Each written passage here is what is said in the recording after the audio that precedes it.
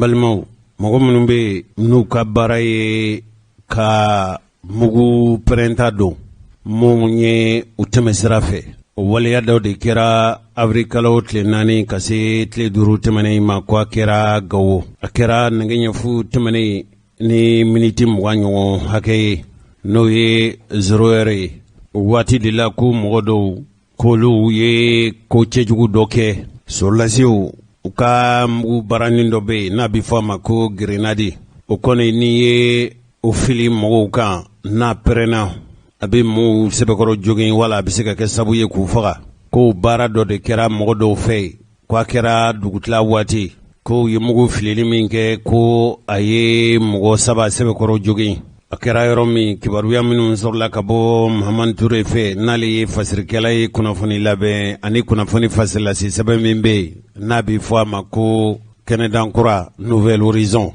ko u ye kibaruya min sɔrɔ grenadi ni filili min kɛra k'a ye muso dɔ sɔrɔ ani cɛ fila olu sɛbɛkɔrɔ joginna k'u y'u ta ka taa n'u ye dɔgɔtɔrɔso la ko ni ɲɔgɔnna siw ko a kɛlen don laada de ye Gawo a bɛ kalo damadama bɔ bi ka sabu kɛ binganiwale minnu bɛ u bɛ mɔɔw de tɔmɔ ka mɔɔ dɔw bɛlɛ k'u jogin wala k'u faga sɛbɛn in kɛba n'o ye Muhammad Touré ye a y'a jira k'a fɔ ni ɲɔgɔnna wale minnu n'o bɛ ka kɛ kabile ye u b'a fɔ mɔgɔ minnu ma ko jihadistew n'olu ko k'u nana ni diinɛ kɛlɛ ye san 2000 ni san 12 kabile olu nana an fɛ Mali kɔnɔ yan ko ni ɲɔgɔnna walew o kɛlen don laada ye hali minnu yɛrɛ bɛ yen n'o ye binganikɛlaw ye ninnu kɛlen don bi ka kɔlɔlɔ lase Gawo n'a lamini ma kosɛbɛ minnu ye kana ni lakana dabali ni fɛɛrɛtigɛbaw ye k'olu bɛ ka fɛɛrɛ bɛɛ lajɛlen tigɛ ni masugu ninnu bɛ se ka minɛ cogo min nka ka mugu fili mɔgɔw kan ko ni ɲɔgɔnna walew ko maa bɛ se ka jɔrɔ n'a ye k'a fɔ nin tɛ fɛn banta ye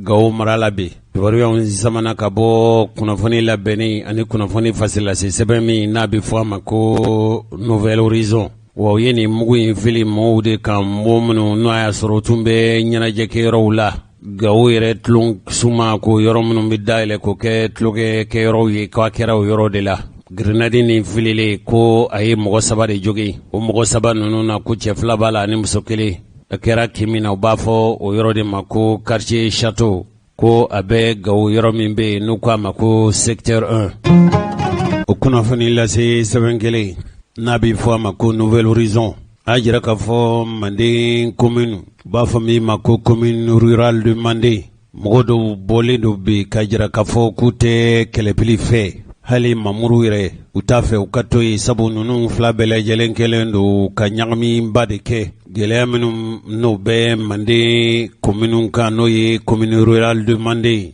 nin ko in bɛ senna kabili 2000 ni san 16 jamanadenw tun ye sugandili kɛ ka maa dɔw sigi k'olu kɛ sigida kɔrɔsigi maa sugandilenw ye a bɛ fɔ minnu ma ko élection communale o gɛlɛya min sɔrɔla o senfɛ an bɛ don min i n'a fɔ ko bi furancɛ fanga dɔw sigili ko kuma fɔra nka o furancɛ fanga mɔgɔ yɛrɛ t'a dɔn bi yala jɔnni de ye commune du Manden maire sabu fanga 2 sigilen dɔ ye fanga fɔlɔ o ye Mamuru Keita ye o ko k'ale ye maire ye wala maireya dɔyɔrɔ tan bɛ k'a di ale ma dɔn o ye Nuhun kɛlɛpili ye wa ninnu 2 bɛɛ lajɛlen u bɛɛ bɛ ka maireya jɔyɔrɔ fa sabu bɛɛ lajɛlen bɛ maireya sɛbɛn de bɔ a kɛra i n'a fɔ maire 2 de bɛ Manden commune la ninnu 2 bɛɛ lajɛlen u bɛɛ bɛ sɛbɛnw di k'a fɔ u ye maire ye Mamuru bɛ sɛbɛn di Mamuru Keita bɛ sɛbɛn di k'a fɔ k'ale ye maire ye Nuhun kɛlɛpili fana bɛ sɛbɛn di k'a fɔ k'ale maireya jɔyɔrɔ bɛ ninnu bɛɛ lajɛlen bolo wa kɛn bɛ an ka jamana faamaw ɲɛna piyan Nuhun kɛlɛpili ale bɛ den wolo sɛbɛn di a bɛ fɔ min ma ko acte de naissance wa Mamuru Keita fana ale fana bɛ wolo sɛbɛn di a bɛ fɔ o ma ko acte de naissance wa ninnu 2 bɛɛ lajɛlen u bɛ taa mairie tɔgɔ la ka taa l'impôt ni taxes minɛ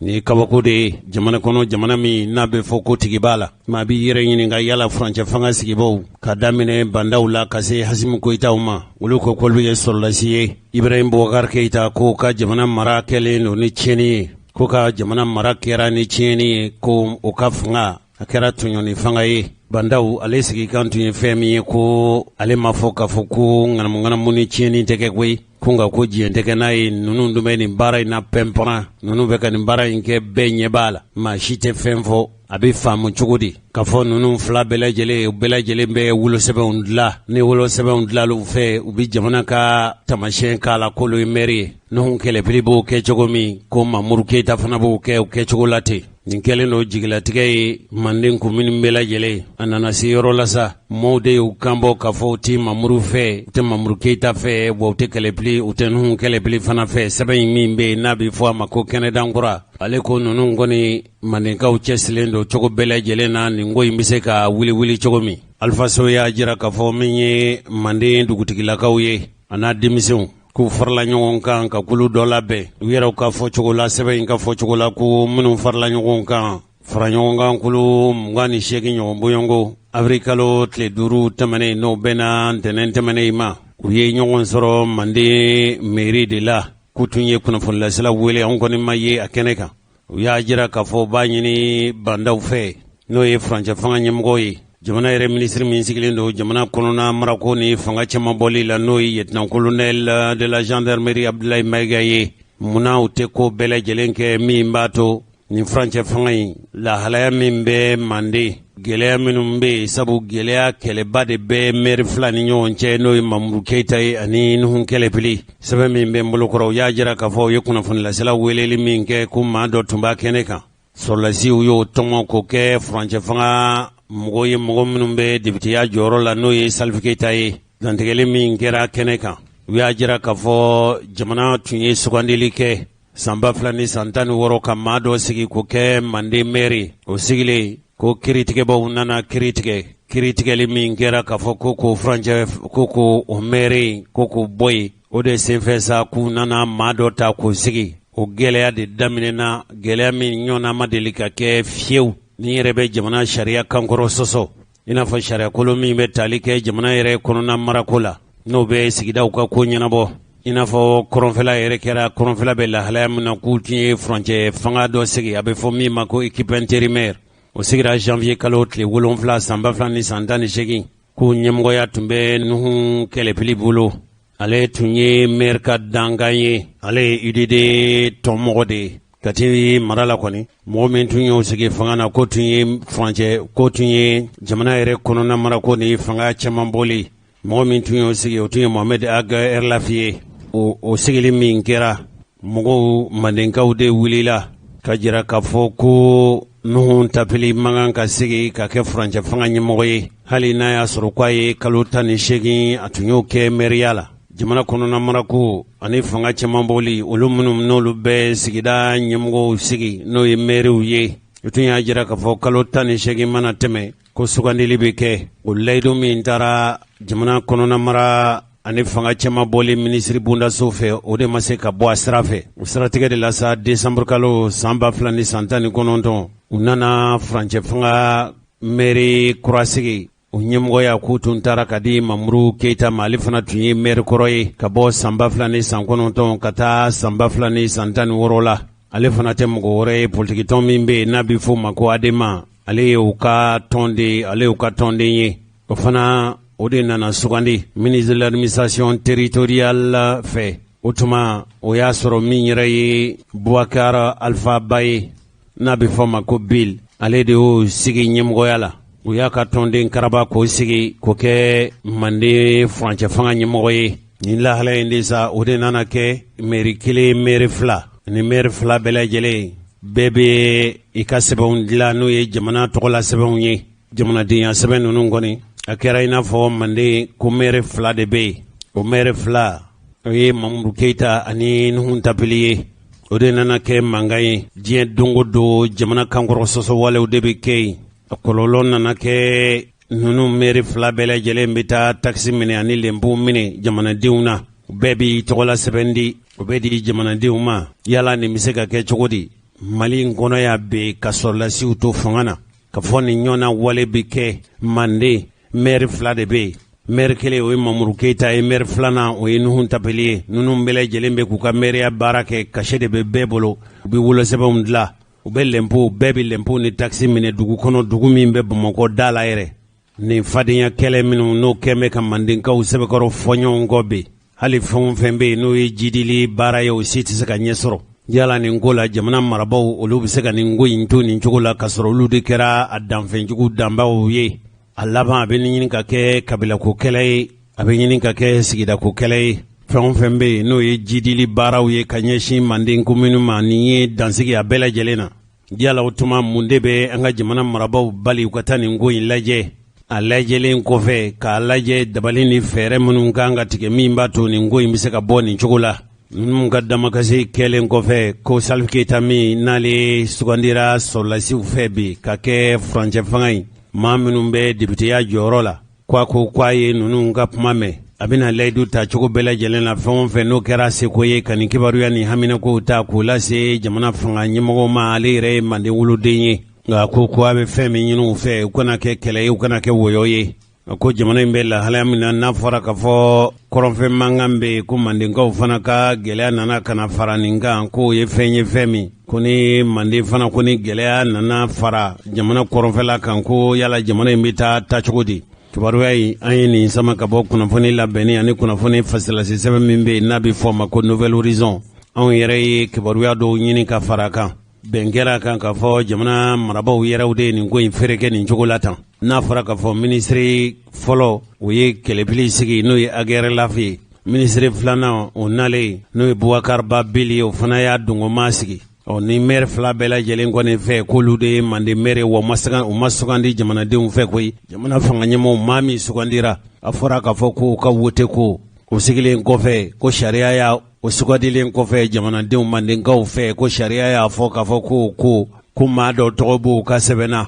ko o tɔgɔ tɛ sariya la u y'o bɔ ye yala o kuma yɛrɛ tiɲɛ wa ni ala sɔnna ma an ka donkibaru nata ninnu na min sigira ka kɛ manden maire ye n'ale wulila mun de y'a wuli ni dabali ni fɛɛrɛ jumɛn ye an bɛ wuli ka s'a ma inshallah n balimaw a ka ca ni kalo 3 ye bi radio kumakɛla min bɛ n'a tun bɛ jamana marabaw sɛgɛn a ka laseli senfɛ n'o ye Razbatch ye o Razbatch ko bɛɛ o minɛlen don a bɛ ka ca ni kalo 3 ye bi a yɛrɛ kelen tɛ jamana yɛrɛ foroba baara kulatigɛla dɔw fana minɛlen don u minɛkun ye fɛn min ye siga kɛr'u ma ka fɔ u tun bɛ ka janfa labɛn ka Mali fanga marabaw kolu kɛlɛ min ye jamana marabolo ɲɛmɔgɔ kɔrɔ ye n'o ye Bubu Sise ye ale fana sɔrɔlen don mɔgɔ jalagilen ninnu na hali n'a y'a sɔrɔ ka fɔ ale ma minɛ ale yɛrɛ kɛn bɛ ka ti kumadugu fan dɔ fɛ Mali kɔnɔ yan i n'a fɔ kibaruyaw y'a jira cogo min min ye jamana sariya matarafabaw ye olu tun ye sira dili kɛ ka fɔ nɔminɛli ka dabila nka min ye jamana sariya kɔlɔsilikɛla ye n'o ye procureur général du Mali ye o ma sɔn ka ninnu labila ni mɔgɔ minɛlen ninnu u kɛrɛfɛmɔgɔw bɛ ka ɲini cogo bɛɛ lajɛlen na ni ma minɛlen ninnu bɛ se ka labila wa a ma dan olu dɔrɔn ma ko sabu diɲɛ jamana yɛrɛma hɔrɔnɛw olu yɛrɛw ka maa minnu bɛ anw fɛ yan u ka kɔrɔsigi minnu bɛ anw fɛ yan olu fana ka laɲini don ko maa minɛlen ninnu bɛ se ka labila cogo min diɲɛ jamana yɛrɛma hɔrɔnɛw u ka kodɔn u ka ko ɲɛɲinikɛbaa minnu bɛ anw fɛ Mali kɔnɔ yan u ye dalu minnu fɔ dalu ninnu ye ninnu ka surnadonbagaw ka daluw de ye sabu olu yɛrɛ kɔni fɛ ninnu minɛkun tɛ foyi ye politiki janfa de don wala politiki ko don hadamadenya yɛrɛ hakɛ olu kɔlɔsili n'u matarafaba dɔnnangana dɔ bɛ Mali kɔnɔ yan min bɛ hakɛw ani jamanadenw u kana bila u fɛla u ka se ka lafɔ n'a bɛ fɔ o ma ko liberté d'opinion d'expression olu de y'u kanbɔ ka kangarida kɛ ko rajali ka minɛli ko hakɛ a sera a bilali sira sa mɔgɔ minnu bɛ mɔgɔ 4 tɔ minnu minɛlen don ale fana fɛ o mɔgɔ 4 tɔ minnu fana minɛna i n'a fɔ ale minɛna cogo min o jamana yɛrɛ foroba baarakɛ kulatigɛlaba dɔw ye Vital Robert Diop o bɛ o la Suleiman Kansayi Mahamadu Kone ani Agibu Makital ninnu bɛɛ lajɛlen olu bɛɛ lajɛlen fanga yɛrɛ ka baarakɛbagaw ye ninnu ye cakɛ jamana yɛrɛ foroba ca ani kɛn yɛrɛ cakɛ bundasow o kolatigɛlaw do ye ninnu minɛli kɛra jamana yɛrɛ fanga bi kɔlɔsi baarakɛ bundaso min fɛ n'a bɛ fɔ o ma ko service de renseignement malien a kɛra kabili décembre kalo tɛmɛnen k'u ko ninnu tun faralen ɲɔgɔn kan janfa la nka u ma minɛ ni kiri yɛrɛ o donbagaw wala kiri latigɛbaw olu ka yamaruya ye o mamine ni sharia ina fa fora fo cogo min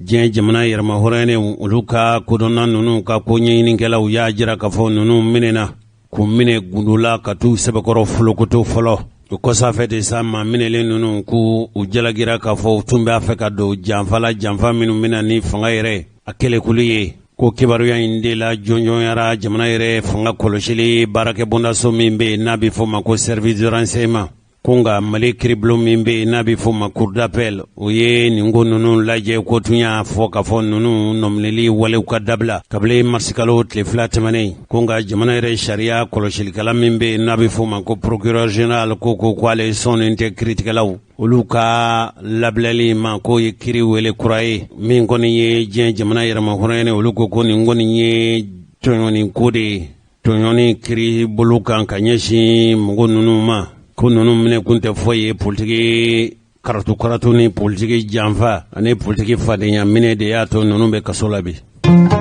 An balimaw mali den dɔ bɛ yen ale ye tuareg de ye tɔgɔ ye ko Ahmada Agbibi a ko ni an ka jamana marabaaw y'a ɲini ale fɛ minnu kɛlen don ka marifata bi ni tubabuw b'a fɔ mɔgɔw ma ko jihadistew cogo min cɛkɔrɔba ni musokɔrɔbaw aw bɛ se ka faamuyali kɛ n'aw ye an ka jamana jateminɛ bi an ka sɔrɔlasiw jamana finitigiw bɛ yɔrɔ o yɔrɔ marifatigi dɔw bɛ taa biw kan ka taa kɛlɛ biw kan tuma caman a bɛ kɛ ni an ka jamana sɔrɔlasiw an ka jamana finitigiw ka ninbɔli ye hali bi fanga ka cɛsigi n'u kɔni bɛ yɔrɔ la yɔrɔ min lakanaba jɔnjɔn t'a la n'u ma taa ka taa minɛ u bɛ sira da ɲɛ dugu ni dugu cɛ misali yara mɔgɔ min minɛna o dɔ la o tun ye Sumayila Sise ye Sumayila Sise minɛna mɔgɔ minnu fɛ caman bɛ u ko u bɛ ka kɛlɛ de kɛ diina n'o ye asilamɛ diinɛ tɔgɔ ye wala u tɔgɔ la kulu dɔ yɔrɔ bɛ yen n'o ye Iyad Agali ka kulu ye k'ale nakun ye asilamɛw ani silamɛya dɛmɛ asilamɛw jigila kulu ye olu ye u nakun ye asilamɛw dɛmɛli ye o kulu tubabu b'a fɔ olu de ma ko jihadistew Ahmada Agbibi ko ni mali marabaaw ye a ɲini ale fɛ cogo min na ale k'u dɛmɛ kumaɲɔgɔnya bɛ se ka latigɛ cogo min wala kumaɲɔgɔnya bɛ se ka kɛ cogo min ale n'o kulu ninnu ni ɲɔgɔn cɛ a ko k'ale ye maliden de ye k'ale labɛnnen don kama koyi o Ahmada Agbibi ale de kɛra kumaɲɔgɔnya latigɛba ye mali tɔgɔ la ani mali yɛrɛ a fanga kɔlɔsili cakɛ bondaso min bɛ n'a bɛ fɔ ma ko service malien de renseignement cogo min Sumayila Sise Sophie Petrone ani Itali jamanaden fila minnu n'olu tun minɛna kulu fɛ n y'a jira u la k'a fɔ ko k'olu ye alisilamɛ ani silamɛw jigilaw kulu ye n'a fɔra k'a fɔ ninnu ni Usama Ben Laden min ni Saoudiyɛn tun don n'a tun taara pankulun fili l'Américain ka sangasobaw la o Usama Ben Laden min n'a fɔra k'a fɔ a fagara l'Américain ko y'a faga Afghanistan o tɔgɔla kɛlɛbolo bɛ an fɛ Mali kɔnɔ yan u ko ma ko Al-Qaïda o Maghreb islamique Sumayila yɛrɛ a ka bilali min kɛra octobre kalo san 2020 nin kibaruya in lasera waati min Mali marabaaw u y'a jira k'a fɔ u y'u ka ŋaniya jira k'a fɔ kɛlɛbolo minnu bɛ yen n'olu bɛ kɛlɛ la Mali dugukolo kan k'u olu bɛ ka diinɛ kɛlɛ de kɛ an faso dugukolo kan o kulu ninnu ko Mali marabaaw ko tiɲɛ don olu labɛnnen don wa ka d'u ye ka kumaɲɔgɔnya yɛrɛ kɛ n'o marifatigiw ye Ahmada Agbibi yala ale ka jɔda bɛ o la wa n'a ma ɲɛ k'a fɔ kuma bɛna kɛ jɔn ni jɔn ye wala kuma bɛna kɛ jɔn ni jɔn fɛ o Ahmada Agbibi ale tun ye Usama Ben Laden ale tun ye Iyad Agali u ka kɛlɛbolo min bɛ yen n'u k'a ma ko Ansardine ale tun ye olu ka maa ye o kɔsafɛ a nana fara kulu kan kulu min n'u k'a ma ko HCUA o de ye Haut Conseil de l'Unité de l'Azawad ye Azawad u kɛn bɛ ka jamana yɔrɔ min ko ŋaniya k'o kɛ u fa dugukolo ye ale ye olu ka kulu mɔgɔ ye nka olu ni jamana marabaaw y'u bolonɔbila kɛ cɛfɔ ni kanbɛn bɛn ka wale sɛbɛnna san 2015 tɛmɛnen Ahmada Agbibi ale tun ye wasadenkɔrɔ ye a kɛra kumaɲɔgɔnya sɔnnɔgɔyakɛba ye o marifatigi minnu n'u bɛ jamana kɔrɔn fɛ n'olu tun ye mɔgɔ caman minɛ o mɔgɔ caman ninnu labilali ale kɛra o kɛba ye Ahamada Gebibi Fransikaw tɔgɔla radio so min bɛ n'a bɛ fɔ a ma ko RFI olu ye a kumaɲɔgɔnya a da sera Sumaila Ala ka hinɛ la bɛ o labila cogo min a da sera nin bɛɛ lajɛlen ma hali Sophie Petronen fana ka minɛli ko dɔ sera k'a lasɔrɔ k'a la ɲininka n'o ye David Bashi u y'a ɲininkali min kɛ a y'a kɛ nazarakan de la an k'a lajɛ n'an sera ka bayɛlɛma bamanankan na bisimila basi la.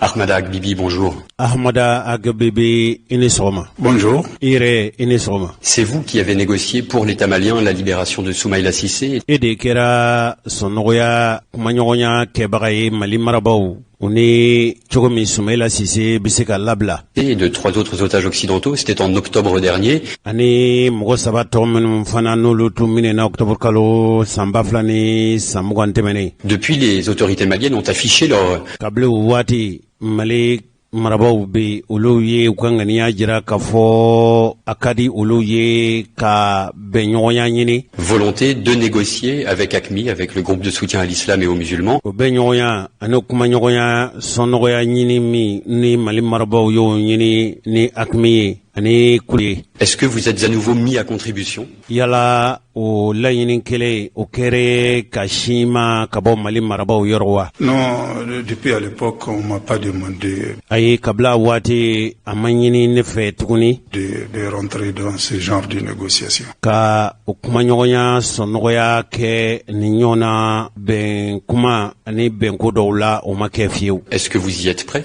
Yala e labɛnnen don wa Ahamada Agbibi? Bon, si l'État malien me le demande, moi ni Mali marabaw y'a ɲini fɛ ni Maliden de ye o. Moi je suis un Malien. Ne Maliden de. Si mon pays, le gouvernement, l'État me demande, je suis ni prêt. ne faso ani faso marabaw y'a ɲini fɛ ne labɛnnen don. Je suis prêt à rendre le service. Il n'y a K'an pas de seko problème. nin damayira kɛ k'an damayira kɛ nin ko in na. Il n'y a pas de problème. Ne yɛrɛ kɔni fɛ gɛlɛya t'o la n'a ɲinin'an fɛ wa n bi sɔn sabu ne ye Maliden de. À ce jour, Ka se bi ma vous dites que vous n'avez pas été approché. e ko a ma ɲini ka gɛrɛ e la k'a ɲini fɛ. Est-ce que vous savez si des démarches ont été entamées par les autorités maliennes Yala i b'a kalama ne a tun y'a sɔrɔ Mali marabaw u bɛ ka dabali ni fɛɛrɛw tigɛ kumaɲɔgɔnya bɛ se ka latigɛ cogo min pour ouvrir ces négociations? o kumaɲɔgɔnya ninnu ka se ka latigɛ u ni marifatigiw cɛ minnu k'u ta ye diinɛ ko ye wa? Bon, je suis pas au courant. Ne tɛ u kalama. Ça doit être possible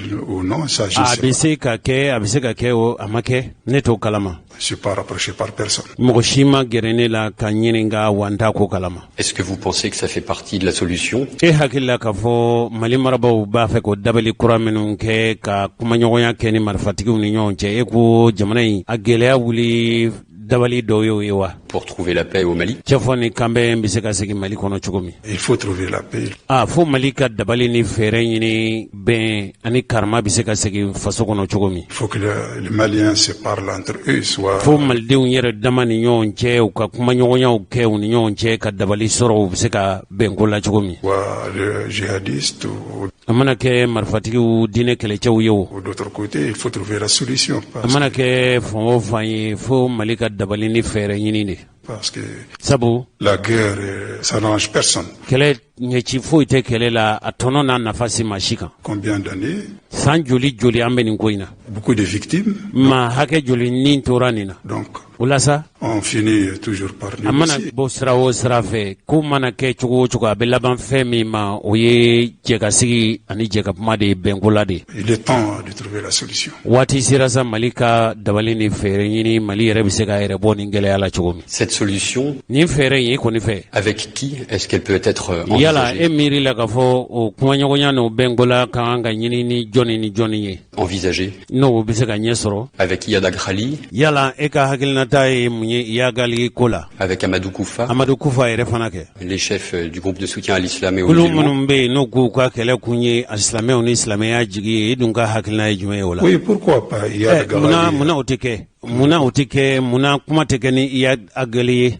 Amadou Koufa sont des Maliens. muna tɛ kɛ ni Amadou Koufa ye n ko malidenw don de Ils sont bien connus. wa u lakodɔnnen don u dɔnnen don ko ye Amadou Koufa ni Iyad Agali dɔnnen Mali kɔnɔ yan u dɔn bɛ o Iyad, c'est un leader Touareg. Iyad tɛ maa wɛrɛ ye n ko Tuaregiw ka jama ɲɛmɔgɔ dɔ don de Dans le passé. waati tɛmɛnen ninnu na a y'o kɛ o Et puis, ce sont des Maliens, puis le dialogue national. wa yala malidenw tɛ n ko malidenw de don hali Mali yɛrɛ ka foroba kuma min sigiliko kuma fɔra n ko kuma fɔra ko Mali ka jɛ ka kuma ni mɔgɔw ye mɔgɔ minnu n'olu ye malidenw ye n ko malidenw y'o kuma fɔ ka ban L'a mentionné. o lajɛba in y'o kuma fɔ o Le dialogue national inclusif qui était jamana ka foroba lajɛ min kɛra n'o ko fasoden bɛɛ da ka don jamana foroba kuma na une initiative des autorités maliennes. nin tun ye ŋaniya talen Mali marabaaw yɛrɛw de fɛ kɛ Voilà, donc ce dialogue a demandé de négocier. avec- o y'o jɛ ka kuma minnu kɛra jamanadenw fɛ ko bɛɛ da ka don fasoko kuma na n ko kuma de fɔra o de y'a ɲini k'a fɔ ko kumaɲɔgɔnya ka sigi Avec Iyad et Ahmadou Koufa. ni Iyad Agali ye ani Ahmadou Koufa ye Donc moi, je suis pas contre. wa o ye ne ka hakilinata ye ne tɛ o kɔ na koyi Au cours des négociations que vous avez eu à mener au mois d'octobre dernier, kumaɲɔgɔnya minnu n'o ɲinini tun kɛra i fɛ ka na ni sɔnɲɔgɔnya ye octobre kalo tɛmɛnen n'o kɛra i fɛ vous avez rencontré Seydana Aguita, yala e ni Seydana Agihita ye ɲɔgɔn ye wa qu'on présente comme un bras droit d'Iyad Akrali. a fɔra k'a fɔ o min ye Iyad Agali ka kɛlɛbolo ɲɛmɔgɔ ye yala i n'a ye ɲɔgɔn ye wa Est-ce que lui, yala o don wa c'est un interlocuteur potentiel? yala kumaɲɔgɔnya minnu n'a bɛ ka ko fɔ yala o na se ka kɛ kumaɲɔgɔnya kɛbaga dɔ ye wa Oui, pourquoi pas. C'est muna a tɛ se ka k'ale ye c'est parmi les cadres djihadistes. mɔgɔ o ye mɔgɔ minnu ni jihadi ko kuma na ale bɛ se ka kɛ kumaɲɔgɔnya kɛbaga ye Durant ces négociations, est-ce que vous avez eu à rencontrer ces chefs? yala o kumaɲɔgɔnya ninnu senfɛ e ni u ka kɛlɛbolo ɲɛmɔgɔ ninnu aw ye ɲɔgɔn ye wa Iyad Akrali et Amadou Koufa. i n'a fɔ Iyad Agali ani Amadou Koufa e n'u ye ɲɔgɔn ye wa Non, ayi je ne les ai pas rencontrés. ne ni ninnu ma ɲɔgɔn ye Est-ce que vous êtes en mesure de les contacter? yala e bɛ se ka kumaɲɔgɔnya latɛmɛ e bɛ se ka u lasɔrɔ wa Bon, s'il s'agit de les contacter, bon, ça dépend de la... ni u laɲini k'a laɲini u ni an bɛ se ka ɲɔgɔn sɔrɔ cogo min de la situation. Oui. a ko nin bɛ o sirilen dɔ fɛn min na o ye k'u lahalaya bɛ cogo min na dɔrɔn De la mission. ni ci min dira ma n'o de don Il y a eu, lors de la libération de ces otages en octobre dernier, polémique sur le nombre de prisonniers. tuma min na mɔgɔ minɛlen ninnu ka labilali kuma ninnu fɔra octobre kalo tɛmɛnen ɲɔgɔn faamuya ma sɔrɔ fiyewu ma hakɛ jumɛn ni olu labilara n'olu u kɛra falen ye jamana marabaaw ni marifatigi ninnu cɛ qui avait servi de monnaie d'échange. dɔw ko u ye mun de falen On a parlé de plus de 200 prisonniers, dɔw y'a 204, jira k'a fɔ maa minɛlen ninnu taa fɔ maa 200 la 206. dɔw yɛrɛ y'a jira k'a fɔ mɔgɔ 200 ni mɔgɔ 4 dɔw ko mɔgɔ 200 ni mɔgɔ 6 Quel est le bon chiffre? yala mɔgɔ hakɛ joli kɛra ka falenni kɛ jɔnjɔnyara de Bon, on peut dire qu'il y a 190 personnes libérées. a bɛ se ka kɛ maa 100 ni maa 90 ɲɔgɔn de labilara C'est le dernier chiffre, c'est la dernière liste. yala o de ye jate fɔlɔ ye mɔgɔ hakɛ min n'o laban labilara o don wa Oui. awɔ Au début, c'est le double, à a daminɛ na o sigiyɔrɔma 2 de tun ko fɔra peu près 300 et quelques. a tun taara fo maa 300 ni kɔ la Mais ça n'a pas marché. nka o ɲɛ ma se ka sɔrɔ fiyewu C'est une négociation. ɲɔgɔn bɛnkola de don k'a ɲini dɔ bila n ka dɔ bila Tu ne peux pas avoir tout ce que tu veux. maa bɛ fɛn o fɛn ɲini nin n'a ɲɔgɔnna ko la i bɛ fɛn min ɲini i t'a bɛɛ sɔrɔ o Donc, il y a des consignes. a laban kɛra u bɛnna min kan a kɛra o de don Et voilà. o don Les concessions, ɲɔgɔn bɛnkola ce sont les grands noms, les grands cadres que ACMI voulait voir libérés et qui ne l'ont pas été. u yɛrɛw ka mɔgɔ tɔgɔbaw ka mɔgɔbaw de tun n'a tun ɲini n'a hakili fɛ olu ka se ka labila yala o de kɛra wa Bon, c'est une question de l'ACMI, c'est le GNIM. nin tɛ hakili ko ye wala a bɛ fɔ minnu ma ko jinim ko nin tɛ o ye koyi C'est vrai, l'État malien, il y a des tiɲɛ don personnes min ye jamana marabaaw ye qui ne peuvent pas libérer. o ko maa dɔw bɛ yen olu tɛna se ka bila fiyewu On l'on dit. Donc, u y'o fɔ ka nɔgɔ b'o la pewu Voilà. Autrement. Donc ils ne sont pas libérés. O mu koni malabla fiyewu. On a notamment parlé de Fawazou Ahmed, Tɔgɔ sera minnu fana ma o ye Fahaza Oldo Ahmed ye. alias Ibrahim numéro 10, N'u b'a fɔ ma ko Ibrahim numéro 10. qu'on avait dit libéré, qui a en O fait tun été y'a fɔ jugé, k'a fɔ k'a bilara a min n'a tun kirila kabili Bamako. depuis ici à Bamako. N'o tun kirila Bamako. Qu'en est-il de Mimi Ould Baba Ould-Cheikh, Min ye Mimi Oldu Baba Oldu Sheikh yala u ka ko bi cogo di? qui lui aussi était accusé d'avoir Ale fana tun jalagira ko ale nin sɔrɔla. participé aux attaques de Grand Bingani Bassam, wale de Ouaga. minnu kɛra Bassam ani Ouagadougou. Bassam ye Côte d'Ivoire ye, Ouagadougou o ye Burkina Faso ye. Il y a ces noms-là, bon, il y a Nin d'autres. tɔgɔ ninnu ani tɔgɔ wɛrɛw. Des gens que je n'ai pas demandé. Ya mɔgɔ dɔw bɛ yen ni IGM ye a ɲini fɛ Ils n'ont pas libérés. olu ma se ka labila koyi. Plusieurs sources évoquent également une rançon de 10 Kibaruya bɔra fan caman fɛ k'a fɔ nafolo min sarala 30 millions d'euros. ni sɔngɔ la ko a taara 10,10 fo ka se 30,000 euro wari la. Non, non, c'est pas vrai. Ayi o tɛ tiɲɛ ye. Pas ces chiffres-là. Ni hakɛ tɛ fiyewu. Donc ça, c'est pas vrai. Le chiffre au réel, c'est tête, quoi? il- Le chiffre réel, c'est quoi? Yala nafolo hakɛ min bɔra joli de don. Bon,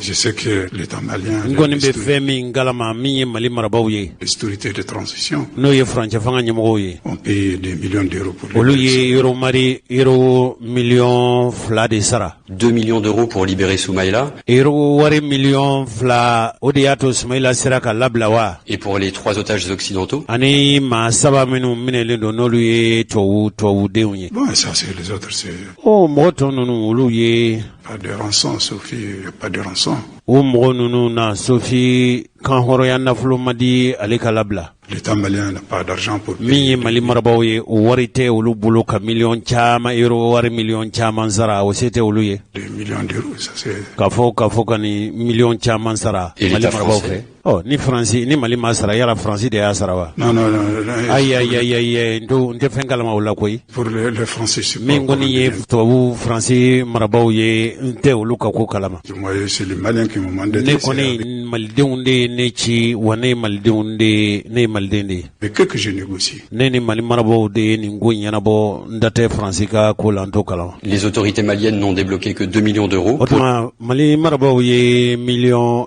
wari 2 dɔrɔn de sara wa. pour libérer Soumaïla Cissé. Cogo min Sumaila bɛ se ka labila. Et vous Ani n'avez pas vu circuler ma nafolo wɛrɛ tɛmɛtɔ ye. d'autres billets? Nafolo wɛrɛ wari mugu wɛrɛ ma tɛmɛ ma dɔ wɛrɛ tɛmɛtɔ ye. Non. Ayi L'État malien a payé la rançon. n bɛ min galama Mali marabaw de ye ninnu nisɔngɔ sara. L'État malien a mobilisé son avion et ses hommes. Mali marabaw de ye u ka nafolo bɔ Mali marabaw de ye u ka cɛdenw bila ka taa nin ko ɲɛnabɔ. Et les prisonniers sont des prisonniers Mɔgɔ minɛlenw fana dans des prisons maliennes. olu tun bɛ Mali kasobon de kɔnɔ. Qui ont servi de monnaie d'échange. Voilà, donc c'est l'État O de kɛra falen ye falen min y'a to Sumaila labilara. l'État malien qui a fait tout. Mali marabaw de y'a bɛɛ kɛ koyi. Ne bɛ Il min y kalama. avait et il y a toujours aussi entre les mains de ces groupes Mɔgɔ radicaux dɔw tun bɛ yen wa hali bi mɔgɔ dɔw fana minɛlen don. de nombreux otages maliens. O ye malidenw fana caman minɛlen don. Est-ce qu'il a été question de leur libération? Yala olu ka labilaliko kuma fɔra wa. Quand j'étais en négociation, An tun u tun bɛ kumaɲɔgɔnyaw on na n'a pas parlé d'eux. nin ko ninnu kun kan. Jusqu'à présent, aussi personne ne m'a approché sur leur Fo sujet. ka se bi ma mɔgɔ wɛrɛ ma ne sɛgɛrɛ. Mais je sais que leurs parents, leurs familles, N b'a dɔn k'a fɔ maa minɛlenw kɔni somɔgɔw. même les Maliens souhaitent qu'ils seront revenus à la maison. N b'a dɔn k'a fɔ u somɔgɔw kɔni an'u ka denbaya hali maliden ninnu bɛɛ lajɛlen b'a kanu u bɛ se ka segin u ka so cogo min. Est-ce qu'à un moment vous avez entendu les noms de Gloria Cecilia Argotti, Yala waati dɔ la i ye Gloria Cecilia Argotti i y'u ka kow mɛn wa. l'otage colombienne, ou de Béatrice Stockley, l'otage suisse? Kolombi muso min minɛlen don ani Beatrice Stroki yala i y'olu ka ko mɛn wa. L'otage suisse qui a été Ale fana exécuté. ye Suisse jamanaden ye yala u ka fali ko kuma i b'o kalama wa. Bon, je sais qu'ils ont d'autres otages, N mais b'a ça, dɔn k'a c'est fɔ maa wɛrɛw minɛlen kɔni b'u bolo. pas ma mission. Donc, Nka ne ka ci tɛ o la o tɛ ne kungo ye. donc je n'ai pas rentré dans ces O genres tuma de n noms. tɛ se ka o tɔgɔ ninnu ka n da don olu tɔgɔ la. Vous n'avez pas été approché par l'État malien Yala Mali marabaw olu ma gɛrɛ i la yala nunu ka bilaliko la waati dɔ la wa. Pour des négociations actuellement, est-ce que d'autres États de la sous-région vous yala o sɔnɔgɔya ɲini nunu olu labilali ɲɛɲini nunu yala farafina jamana wɛrɛw n'o ye aw sigiɲɔgɔn jamanaw ye olu fana ma gɛrɛ i la wa. vous ont approché? Non, non. olu ma gɛrɛ i la ayi. Non, non, non. Personne Aïe. m'a rapproché. maa si ma gɛrɛ ne na. Ahmada Agbibi, merci. Ahamada bebe i ni ce. balimaw dɔgɔkun tɛmɛnen jamana min bɛ n'a bɛ fɔ a ma ko Niger. Niger a fan min ni Mali bɛ dancɛ bɔ o ye Gawo mara ye ani Menaka mara. Niger ye jamana min bɛ Mali ani kɔrɔn cɛ. O jamana in u ka jamana kuntigi sigi u ye n t'a dɔn suraka don wa n t'a dɔn tuaregi don wa u ye o jamana kuntigi sigi kɛ ko Mohamed Bazoum. O Mohamed Bazoum ni ale sigili min kɛra fanga na anw yɛrɛw ka furancɛ fanga ɲɛmɔgɔ n'o ye bandaw ye. Bandaw taara sigili la. O sigili de senfɛ sa kumaw bɔra a da kuma minnu ni o ma kɛ maliden caman fɛ la ye. O sira de kan sa o dantigɛli min kɛra a fɛ a sigili kalikasiyɛn kuma a ka sigili kalikasiyɛn waati a ko kɔlɔlɔ minnu bɛ ale fa jamana kan n'o ye Niger ye ko a sabu ye Mali de ye ko ale bɛna cɛsiri a bɛna ni jamana wɛrɛ cɛ ciw a bɛna o sinsinni kɛ ni fɛn min ye o ye ka fara diɲɛ jamana tɔw kan kɛrɛnkɛrɛnnen ɲɛna nka a y'a fɔ nanzarakan na an bɛna lajɛ ka bayɛlɛma bamanankan na. kuma in senfɛ a kɛra i n'a fɔ kɔlɔlɔ bɛ ale fa jamana kan jamana wɛrɛ sabu tɛ Mali de don. kuma ni a cayara kuma ni a woyo fanga bonyana kosɛbɛ a ka dantigɛli in kɔfɛ k'a sɔrɔ mɔgɔ minnu tun bɛ minɛ Mali kɔnɔ yan wala mɔgɔ minnu tun bɛ minɛ cɛncɛnfuga la danfara tɛ Mali ani Niger cɛ an ka jamana kɔrɔnyanfan in fɛ. kabila kelenw bɛ yen n'o ye zɛrimaw ni kɔrɔbɔrɔw ye ani fulaw ye. Mali ni Niger donnen don ɲɔgɔn na ka se hakɛ min ma kuma minnu kan min bɛ fɔ Niger n'i taara Gawo o kan kelen de bɛ fɔ ye tuma dɔ la. a kɛra i n'a fɔ ale yɛrɛ kɔni ka yecogo la anw de ye kojugu kunyanfan ye Mali de ye kojugu kunyanfan ye. a ye kuma min fɔ nanzarakan na an bɛna kuma in lase aw ma. kuma nin kɛra nanzarakan na basi la i lakodɔnnen don ni min ye o de ye an ka cɛkɔrɔba ni musokɔrɔbaw bɛ bɔ kunpanna cogo min. sabu i yɛrɛ b'a kalama a bɛ fɔ ye fɛn o fɛn n'o kɛra kuma fɔta ye ko yala a y'a mɛn arajo ɲɛta donkibaru la wa a y'a mɛn Joseni Basila da wa. ni fɛn o fɛn ma mɛn tuma dɔ la an ka cɛkɔrɔba ni musokɔrɔbaw an ka togodafɛ sigibaw olu tɛ da kuma na. tiɲɛ don anw fana ka hami fanba ye fɛn min ye o ye n'an bɛ fɛn min lase an ka cɛkɔrɔba ni musokɔrɔbaw an ka jamanaden minnu sigilen bɛ togodaw la an ka bololabaarakɛlaw tuma caman maa minnu ni u garijɛgɛ ma don nanzarakan na. kuma min bɛ fɔ an ka maaw fɛ e ma o ma ne ma taa nanzara lɔkɔli la u b'i kɛ kunfin ye u yɛrɛw ka kuma ko analphabète. hali an ka sɛbɛnw na ne ɲininkara sisan n'a fɔra ko yala i taara nanzara lɔkɔli la wa n'i ko ayi sɛbɛn dilan waati hali u tɛ ɲininkali wɛrɛ kɛ koyi u bɛ sin k'a sɛbɛn ten ko illettré wala analphabète. k'a sɔrɔ hali anw ka kanw na mɔgɔw bɛ kalan ko kan filɛ nin sɛbɛnni bɛ k'a la. faamuya min b'o sira fɛ ne kɔni Jose fɛn dɔ kɔlɔsi basi la. an ka nanzarakalan kɛlaw de tɛ ko dɔn. caman bɛ yen u tɛ fɛn dɔn dɛ. ni u ye nanzarakan jɛlen in fɔ i b'u kɛ maa kalannen ye ani nanzara hakiliw nka u sera ka mun dilan Mali kɔnɔ. cɛkɔrɔba ni musokɔrɔba u ye mun dilan an ka jamana maa kalannen ninnu minnu ko u ye nanzara kɛrɛnkɛrɛnnen ɲɛna Faransi kan u sera ka mun dilan wa jamana in b'olu de bolo dɛ. maa minnu taara kalan kɛ Faransi n'i ye Mali marabaw jateminɛ 100 o 100 olu bɛ taa fo 80 nanzara hakili de b'u la. cɛkɔrɔba dɔ bɛ deli ka ko dɔ fɔ ne ye ko an y'an denw bila ka taa nanzara kalanyɔrɔ an denw ma segin wa an y'u ci min na a ma ɲɛnabɔ. ne ko cɛkɔrɔba n ko cogo di. den hakɛ min taara e yɛrɛ ka jamana marabaw ba e ka jamana marabaw caman k'u taara nanzarakalanw de kɛ Jose e yɛrɛ b'a la n ko ne b'a la kɛ. e k'a lajɛ bani u taara an y'u bila ka taa k'u ka taa dɔnni de ɲini dɔnniya nin n'u nana n'a ye dɔnniya in ka kɛ ka faso baara.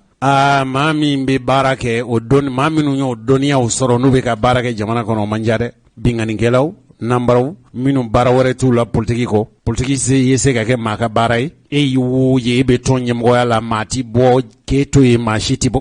u y'a ye nanzara minnu na n'i mɛnna ɲɛmɔgɔya la n'i ma ɲɛ sɔrɔ dɔrɔn o mɔɔw yɛrɛ bɛ jɛn ka bɔ yen ka denmisɛnninw bila ɲɛfɛ. e ɲɛ b'a a mɔgɔw la dɔw san 30 san 40 u bɛ jamana ɲɛmɔgɔya la u t'a fɛ k'a bila fiyewu. diɲɛ dongo don jamana jɔ o jɔ ni ɲɛmɔgɔya bɛ sugandi k'olu de don wa caman bɛ yen a bɛɛ yɛrɛ bɛ yen u ma kalan kɛ yɔrɔ si fo faransi i n'a fɔ diɲɛ dɔnni dannen don faransi de ma. an ka laada dɔnkow bɛ yen chinois ka dɔnkow bɛ yen américains ka dɔnkow bɛ yen inde dɔnkow bɛ yen e k'u lajɛ bani u bɛ se nazarakan jɛlen in de la hali o yɛrɛ tuma dɔ la yɛrɛ Ibrahim Boubacar Keïta tun bɛ fanga na waati min diɲɛ dongo don a b'a ka ministres kalan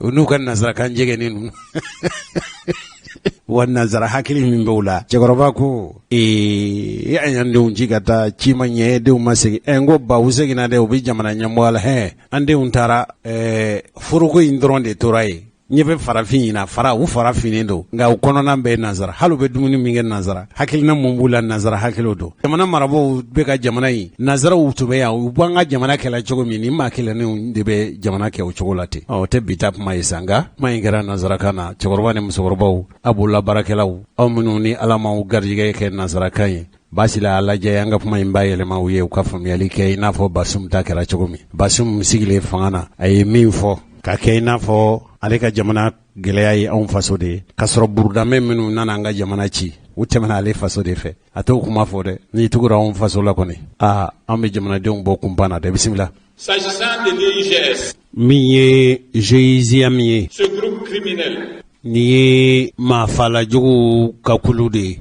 dirigé par des ressortissants des pays du Maghreb. n'a ɲɛmɔgɔ fanbaw ye arabu jamana minnu bɛ farafinya tilebiyanfan fɛ olu ka jamana denw don. Il a ses principales bases en territoire malien dans les régions de Menaka et Gao. n'u kɛmɛ k'u ka kɛrɛnkɛrɛnnenya na k'u ka dagaw sigi Gawo ani Menaka mara la. Le combat contre lui sera très difficile. olu kɛlɛli tɛna kɛ kɛlɛ nɔgɔ ye. Aussi longtemps que l'État malien n'aura pas exercé ɲɛ tɛna sɔrɔ a la bɛɛ n'a y'a sɔrɔ Mali marabaaw ka fanga setigiya ma boli. la plénitude de sa souveraineté sur ces régions. u yɔrɔ kofɔlen ni Mali ka mara ma sigi ye ni Mali ka mara ma boli yɔrɔw la ma dama ninnu ka daga tɛ se ka ci. La situation actuelle du Mali bɛ lahalaya gwɛlɛn minnu na bi a un impact direct sur la sécurité intérieure. a kɔlɔlɔ de bɛ ka se Niger ne fa jamana kana a n'a basigi a kɛmɛ ka kɔlɔlɔ fanga bonyana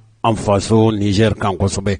De notre pays. n'o ye an faso ye. C'est pourquoi o de y'a to bi notre agenda diplomatique sera centré sur le Mali. anw ni jamana wɛrɛ cɛ k'u ɲɛnabɔli diɲɛ fantan naani fɛ an bɛ na an sinsin nin lahalaya gwɛlɛn min ni Mali cogolen don a la bi. Dans le cadre d'une coordination étroite avec les pays du G5 Sahel, ka jɛɲɔgɔnya ni dɛmɛɲɔgɔnya ɲini jamanaw fɛ jamana minnu n'o ye jamana 5 minnu n'olu ye G5 jamanaw ye. l'Algérie, ani Algérie fana la France, ani Faransi, les États-Unis d'Amérique et les autres États-Unis d'Amérique ani jamana tɔw et les autres membres permanents du Conseil de sécurité diɲɛ notamment. jamana yɛrɛma hɔrɔnyanew olu ka kɔrɔsigi kulu minnu sigilen don n'olu bada olu bɛ diɲɛ kungoko kumaw fɔ. Nous devons aider an ka kan ka dɛmɛ kɛ nos frères maliens à s'entendre, an balima malidenw ye u ka bɛn ko la u ka bɛn fɔ la. à mettre en œuvre l'accord d'Alger, cɛfɔ ni kanbɛn bɛn ka wale sɛbɛn min ni bolonɔbila kɛra la Alger f'u ka waleya de à dépasser l'accord d'Alger, ka Algérie bɛnkan sɛbɛn in ka tɛmɛ o yɛrɛ kan koyi. à reconstituer pleinement leur État en vue de lutter efficacement contre le jamana terrorisme. yɛrɛ Mali jamana fanga ka ladila cogo kura la min b'a to En vue de lutter efficacement contre le terrorisme. cogo min papalikɛla ninnu bɛ se ka kɛlɛ Mali dugukolo kan À Difa, min ye Difa ye comme à Tilaberi et Tilaberi. Ottawa, ani Tawa j'engagerai les actions qu'il faut n bɛna cɛsirili kɛ min ka kan ka kɛ n b'o kɛ. pour mettre dɛmɛ ni fɛn o fɛn bɛ yen n'o kɛ fɛn kɛta ye u ye u bɛ se ka sabati cogo min dont elles ont besoin hali n'a y'a sɔrɔ kɛ pour le combat courageux qu'elles mènent contre le terrorisme. cogo min u bɛ se ka ɲɛ sɔrɔ cɛsiri min bɛ u la papalikɛlaw kɛlɛli la. Tirant les leçons de de ce combat que nous menons depuis bientôt 10 ans. Kele minnu n'u u kele gɛngɛnen don an dala an ye faamuya minnu sɔrɔ ani an ye kalan minnu sɔrɔ o sira kan. Je mettrai un accent particulier bɛn sinsin fɛn min kan. sur la rationalisation de notre action qui doit résulter. Fɛn o fɛn bɛ yen n'o y'an ka kokɛtaw ye an ka jateminɛ kɛ min ka kan ka kɛ waati min ka kan ka kɛ yɔrɔ min a ka kɛ o kɛcogo la an kana an ka fangaw cɛri. D'une distinction intelligente ka kɛlɛ kɛ ni kodɔn ni faamuya ye ani ɲɛdɔn ye. entre les missions de l'armée soldasiw ka baara et celles de forces de sécurité ani intérieure. lakana dabali ni fɛɛrɛtigɛbaw ka baara danfarabu ni ɲɔgɔn cɛ f'u ka ɲɛdɔn de. Mesdames, Messieurs, mes chers compatriotes, ne ka jamanadenw an balimaw cɛkɔrɔba ni musokɔrɔbaw aw ye Basum ye dantigɛli minnu kɛ nka Faransi kunnafoni laselaw fana y'a ɲininka an bɛna o fana lase aw ma nka n'aw ye faamuyali kɛ sisan Basum de ye Niger jamana kuntigi kura ye a sigili min kɛra a da sera Mali ma a ye kuma minnu fɔ Mali ma a ko binganikɛla minnu bɛ ale faso kɛlɛ k'u bɛɛ bɛ bɔ Mali dugukolo de kan nka dɔw bɛ yen olu ye arabu jamana minnu ni Mali bɛ dancɛ bɔ olu jamana ninnu u bɛ Mali ani l'Europe jamana cɛ n'o ye Tunisie n'o ye Algérie ye tuma dɔ la Libye ninnu ka jamanadenw caman k'olu bɛ Mali dugukolo kan k'olu de bɛ k'ale faso kɛlɛ a ka dantigɛli na kɛra i n'a fɔ a ye bolokoni si Mali ma ka fɔ ale ka jamana yɔrɔ minnu bɛ yen n'o ye Tilaberi n'a ɲɔgɔnnaw ye furancɛ minnu n'olu ni Mali bɛ dancɛ bɔ ko kɛlɛ o kɛlɛ n'o bɛ ka bin o jamana ninnu kan ko o kɛlɛbaga ninnu olu tɛ ale fa dugukolo kan k'u bɛ Mali de dugukolo kan u bɛ kojugu de kɛ u bɛ bɔ Mali dugukolo de kan ka taa gosili kɛ olu fɛ yen ale yɛrɛ kɔni fɛ gɛlɛya o gɛlɛya bɛ yen n'o kɛn bɛ ka cɛncɛnfuga jamana ninnu sɛgɛn bi ko Mali dugukolo de don tiɲɛ don kuma in n'a fɔra hali n'a digira jamanadenw caman na n'i y'a ye k'a fɔ ale min ye Basum ye n'ale tun ye mɔgɔw ye mɔgɔ minnu ni mɔgɔw kɛra minɛfɛn ye farafinna tilebiyanfan yɔrɔ in na o kumaɲɔgɔnya ninnu ale da tun b'a la sen tun b'a la wa n'i y'a ye ka nin fɔ a b'a ɲɛdɔn jɔn joona cɔ a b'a dɔn min bɛ yen n'a b'a dɔn min bɛ yen yala ale dun ye mun kɛ olu ka jamana ye mun de kɛ min b'a to o kɛlɛ ninnu o daga bɛ se ka wuli cogo min a ye kuma minnu fɔ an faso Mali ma o ye ale kungo de a ye nin fɔ Mali ma lagosili de don ka ɲɛsin an fa jamana ma a yɛrɛ ye mun fɔ ko ale bɛna ko ɲɛɲini o kɛ ɲɛɲini bɛ kɛ jamanaw ni ɲɔgɔn cɛ ko ɲɛɲini na ale faso ni diɲɛ jamana wɛrɛw bɛɛ k'ale bɛna sinsin fɛn min kan a da sera cɛfɔ ni kanbɛn bɛnka wale sɛbɛn min ni Mali bolonɔ bila la k'ale bɛna sinsin o de waleyali kan kabako a ko o cɛfɔ n'o kanbɛn bɛnka wale sɛbɛn n'o kɔni waleyara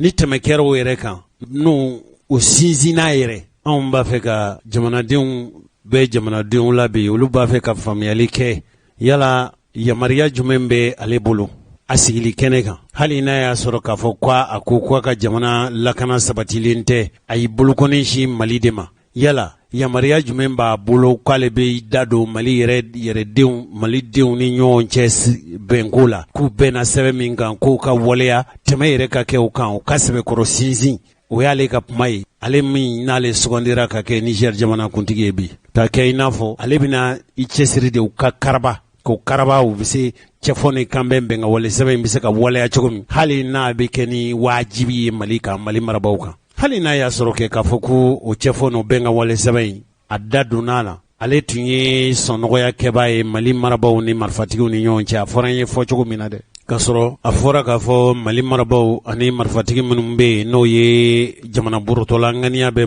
minnu tun na n'o ye MLA ye ani plateforme olu de jɛra ka cɛfɔ ni kanbɛn ka bolonɔ bila k'a sɛbɛnna ni o kɛra cɛfɔ ni kanbɛn bɛnka wale sɛbɛn ye o tɛmɛna Maliden yɛrɛ damaw de ni ɲɔgɔn cɛ gɛlɛya min bɛ Niger da la munna u tɛ u ka tiɲɛnikɛla minnu bɛ bɔ Mali kɔnɔ yan munna u tɛ bana min kɛ u kana don u ka jamana kɔnɔ fɔ ale bɛ i da don Mali yɛrɛ jɔnforo kuma na k'ale bɛna a ka baara bɛɛ lajɛlen a bɛ sinsin fɛn min kan o ye accord d'Alger cɛfɔ ni kanbɛn bɛnka wale sɛbɛn min n'o kɛra Mali kɔnɔ yan ko f'u ka waleya f'u ka sɛbɛkɔrɔ waleya ale da don kun o la k'anw ka faamaw sigilen to mun de la yala aw tuma o ale sigilen fanga in na jɔn ye ale bila o ci la jɔn bɛ ka a daji kɛ ale da cogo min ale ka kuma an faso Mali kan nin cogo la yala diɲɛ jamanaw de a bila nin baara la wa ale min ma sigi fanga la yala Faransi de y'a bila nin baara la wa yala maa minnu b'a fɛ ka jamana in kɛ u sago ye o de y'ale bila nin baara in na wa hali n'a y'a sɔrɔ k'a fɔ ko Mali ko in na tuma dɔ la a da donna la yala o bɛ se k'ale yamaruya cogo di an ka faamaw sigilen ɲɛna ka nin kumaw fɔ an ka faamaw bɛ nin kuma ninnu olu ma sigi a sigiyɔrɔ la cɛfɔ nin kanbɛ in bɛn ka wale min tɛmɛna Mali kɔnɔ n ka ju jɔn na Algérie da b'a la Algérie bɛ se ka kuma nka Niger da bɛ se ka don a la cogo di k'a fɔ nin fɔcogo la dɔw n'a fɔ k'a fɔ Jose n ko jamana ɲɛmɔgɔ kɔrɔ in ale ye min kɔnna ale ɲɛ o y'a jira k'a fɔ kojugu kunyanfan ye Kidal de ye yala o kuma ninnu ma bɛn anw ma wa yala jamanaw bɛ yen jamana minnu ye a bila nin baara in na wa Jiju kɔrɔ a ka Mali ka kuma fɔ nin fɔcogo la wa nin fɔcogo cɛjugu la wa cɛkɔrɔba ni musokɔrɔbaw a fɔra nin kuma in fɔlen kɔfɛ dantigɛli wɛrɛ ma kɛ an ka jamana kuntigiw si fɛ politiki tɔnw tɛ yan minnu ye dantigɛli k'a la bandaw min tun bɛ kɛnɛ kan ale fana ma ka kuma mɛn nin kɔfɛ foyi ma fɔ an ka jamana marabaw fɛ aw sigilen ɲɛna aw faso kumaw bɛ fɔ min ye aw yɛrɛ dama ni ɲɔgɔn cɛ kumaw ye maa wɛrɛ bɛna k'o cogoba a yɛrɛ sigili kɛnɛ kan k'an ka jamana faamaw to yen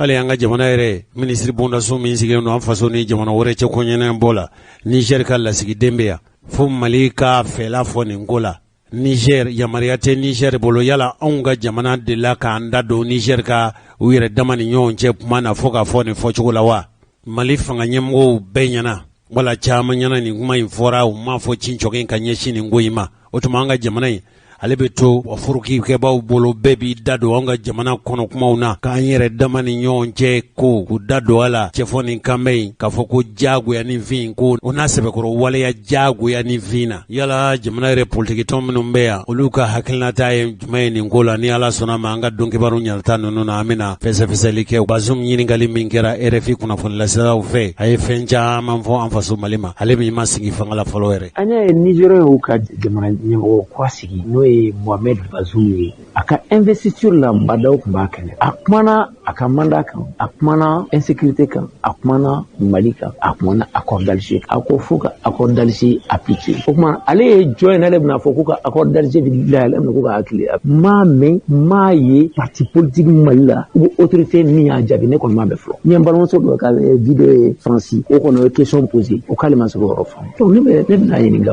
depuis quand Niger président o de wa k'ale bɛna da don anw ka kɛlɛ la ne tɛ se k'o faamu il n'a qu'à balayer devant sa cour d'abord avant de venir vouloir appliquer un accord pour lequel les Maliens lors du dialogue national inclusif ko accord de bɛ yɛlɛma e ma min faamu fana ba dɔn ma kuma kan mɛn a taara Niger ne kɔni ma ka kuma ma communiquer hali n'a kɛra ma ye moi je suis révolté je suis indigné d'une ingérence flagrante d'un nouveau président à peine investi dans son fauteuil qui se fait passer pour un donneur de leçons.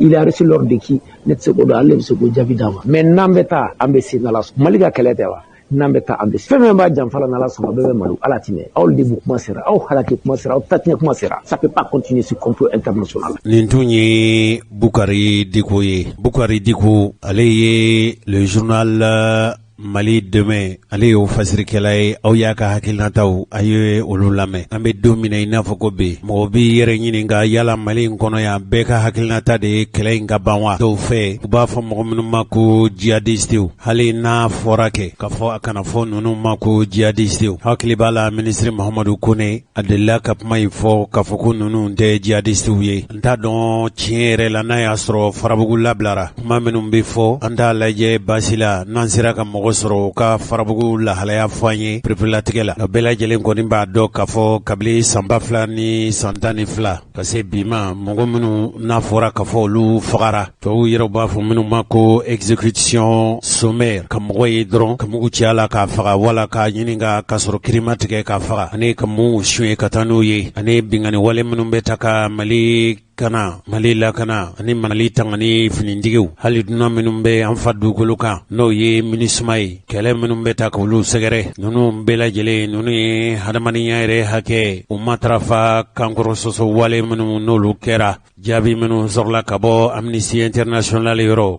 k'a daminɛ sango ka se ɲinama o sɛbɛn ninnu de yirala Bamakɔ yan ko hadamadenya yɛrɛ kankɔrɔ sɔsɔ wale ninnu tuma dɔ la a bɛ fɔ ka fɔ Mali kana ani Mali lakana ani Mali kɔlɔsili ni Mali tangani hali minnu bɛ n'olu kɛlen don ka marifa ta k'u b'u yɛrɛw ni lakana ka se mɔgɔw ma mɔgɔ minnu tubabu yɛrɛw b'a fɔ olu ma ko hadamadenya yɛrɛ papali kɛla walejugu minnu kɛn bɛ ka marifa ta u ka marifa ta in a kɛn bɛ ka tɔɲɔni ni faali jugu ani papali walejugu ta ka jamanadenw sɛgɛrɛ marifatigi dɔw fɛ o sɛbɛn in kɔnɔna na jirala k'a fɔ min ye Ogosagu ye maa 30 ni maa 5 minnu n'olu fagara 19 minnu n'olu tununa dugu min bɛ n'u k'a ma ko Sinda maliden minnu n'u ni bɔra a fɔra k'a fɔ ninnu kɛra marifatigi dɔw de fɛ jaabi minnu sɔrɔla o ye k'a fɔ u b'a fɔ minnu ma ko jihadistu n'olu ko k'u nakun ye a silamɛw ni silamɛya jigi ye n'u k'a ma ko groupe de soutien à l'islam et aux musulmans olu ye taara bi dugu minnu kan n'o ye Jalasagu ye ani Tori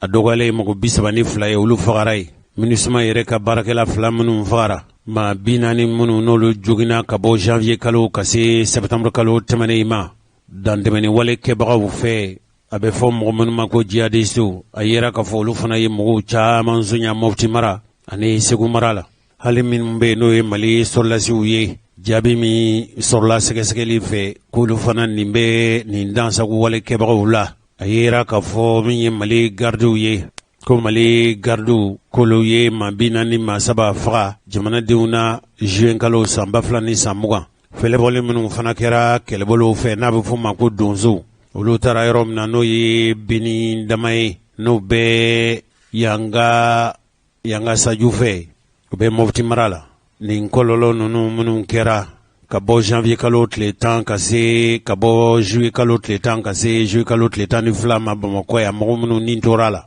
hali mɔgɔ minnu yɛrɛw bɛ yen n'a fɔra k'a fɔ jɔnya kɛlɛ kɛn bɛ ka olu sɛgɛn Kayi kosɛbɛ Amnesty International ye jaabili di ka se olu ma k'a ye k'a fɔ Mali kɔnɔ yan lɔkɔliso 1200 ɲɔgɔn bɔɲɔngo olu datugulen don kabili mars kalo tɛmɛnen hadamadenya yɛrɛ hakɛ o sɔsɔli wale tɔ minnu bɛ kɛ Mali kɔnɔ Amnesty International k'u b'a ɲini jamana marabaaw fɛ u ka kuluw sigi n'o ye sɛgɛsɛgɛli kuluw ye hali min yɛrɛ ye Faransi ye gosili min kɛ kɔsa in na Bunti k'u ka sɛgɛsɛgɛli kɛ nin bɛɛ lajɛlen na u y'a jira k'a fɔ olu yɛrɛ kɔni k'a fɔ ko nin ko ninnu ko sɛgɛsɛgɛliw bɛ kɛ ko ɲɛ bi sɔrɔ a kow la wa fo ka se bi ma a yera k'a fɔ hali n'a fɔra k'a fɔ ka sɛgɛsɛgɛli kɛ nin fɛn o fɛn na a ko tɛ se ka sen ka s'a dan na ka boloda kisɛ kan fiyewu kibaruya in pereperelatigɛ bɔra kunnafoni labɛnni ani kunnafoni cɛrinbondaso min bɛ yen n'a bɛ fɔ ale ma ko studio Tamani ko min ye Marebugu ye a bɛ Jeni mara la yɔrɔ donsow komi olu ka baara ye lakanako ye fɛlɛbɔtɔ k'u bɛ tiɲɛnikɛlaw k'olu ɲɔgɔn bɛ u taara yɛlɛ mugu pɛrɛnta dɔ kan a bɛ fɔ min ma ko nin o kɛra sababu ye ka donso dɔw faga donsow fagalen o bɛ se ka maa 4 hakɛ bɔ o fagalen de kɔfɛ sa a nana kɛ i n'a fɔ kabila wɛrɛw bɛ yen fulaw bɛ olu la tuma dɔ la e ko ninnu tɛ janfa de la wa donsow yɛrɛw kɔnɛ fɛ wuli ka dɔ bolo dalen don an bɛ se ka ɲɛfɔli kɛ cogo min ye an ka jamana faamaw ye min kɛ min b'a to nin dugu kofɔlen ninnu bɛ se ka kisi sabu ni ɲɔgɔn na waleya dɔw de kɛra Ogosagu o nana wolo fɛn min na a kɛra jamana bɛɛ lajɛlen bolo jigilatigɛ ye o mɔgɔ 4 minnu n'olu kɛra fagalifɛn ye ka sabu kɛ minni ye nin bɛɛ lajɛlen donsow ka ɲɛmɔgɔw de ye min ye Marebugu donso kuntigi dɔ ye u ka donsoba dɔw b'a la ani dugu dɔ bɛ yen ko Jewe olu fana ka donso den dɔ b'a la Bankasi fana ka donso ɲɛmɔgɔ dɔ b'a la ani Nebu fana ye nin bɛɛ lajɛlen Jeni kɛrɛfɛ dugumisɛnninw ye o fana ka donso dɔ b'a la a kɛra dimi minnu fanga bonyana donso ninnu yɔrɔ an ye kibaruya dɔw mɛn a bɛ se ka kɛ tiɲɛ tɛ a bɛ se ka kɛ tiɲɛ don ko labɛn de bɛ sabatili la dugu dɔ bɛ yen filadugu don dugu in tɔgɔ ye Tuma in fana bɛ Mopti fɛ o kɛlɛ de bɛna wuli ka taa Tuma in daminɛ sa wa dugu in dun fanba ye fulaw ye Tuma in dun ye dugu ye fulaw ka ca fulaw de fanga ka bon mɔgɔ de bɛ se ka fɔ filadugu don o yala ni jamana faamaw ma wuli k'u dɔn a ko kɛra cogo min ka ɲɛɲinini kɛ hali ni fɔ ka bɛn ani ko lasa dabali b'u bolo n'u ma kunbɛn kɛ minnu ye kibaruya in lase ma u y'a jira k'a fɔ tuma dɔ la ni wulika dɔ ma kɛ jamana marabaaw ani cɛfɔ ni kanbɛn kɛbagaw fɛ tuma in laban in bɛna kɛ i n'a fɔ Ogosagu Ala k'an bɛɛ lajɛlen kisi o ma tuma dɔ la an bɛ ka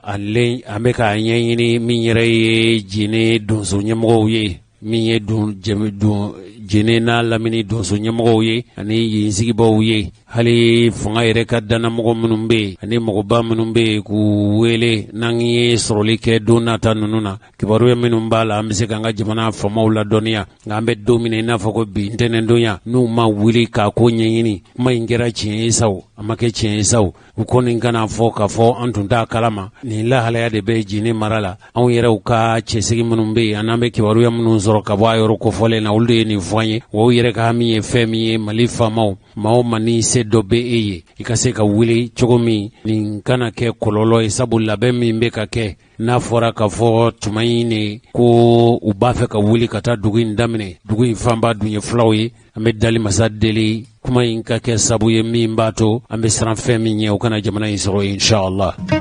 An balimaw kɛrɛnkɛrɛnnenya na an ka cɛkɔrɔba ni musokɔrɔbaw i b'a sɔrɔ telefɔni minnu bɛ aw bolo o telefɔni tuma dɔ la a telelama tɛ telefɔni dɔw bɛ yen aw sigilen bɛ aw bɛ tele minnu lajɛ ni aw bɛ jaw filɛ a la o mana kɛ an ka foroba laselibu n'o ye ordem ye o a mana kɛ kɛnyɛrɛ ye taw ye o tuma caman n'aw ye aw sigilen aw bɛ kibaru caman ni fɛn caman ye jaw la o jaw hali aw sigilen don aw ka sow kɔnɔ aw ka maga ni madina ye aw ka jamana yɛrɛ kɔnɔna ye aw sigilen aw b'o ye aw bɛ mɔgɔw ye u bɛ ka tawafu kɛ alikaba la aw bɛ mɔgɔw ye madina misiri kɔnɔ fɛn min b'o jira mɔgɔw la o de ye tele ye nka telefɔni bɛ telefɔni la bi tele yɛrɛ aw bɛ min filɛ cogo min yelen min bɛ bɔ a la n'aw bɛ jaw filɛ o telefɔni lama sugu bɛ bi a bɛ fɔ o telefɔni sugu de ma ko android lama o telefɔni android lama ninnu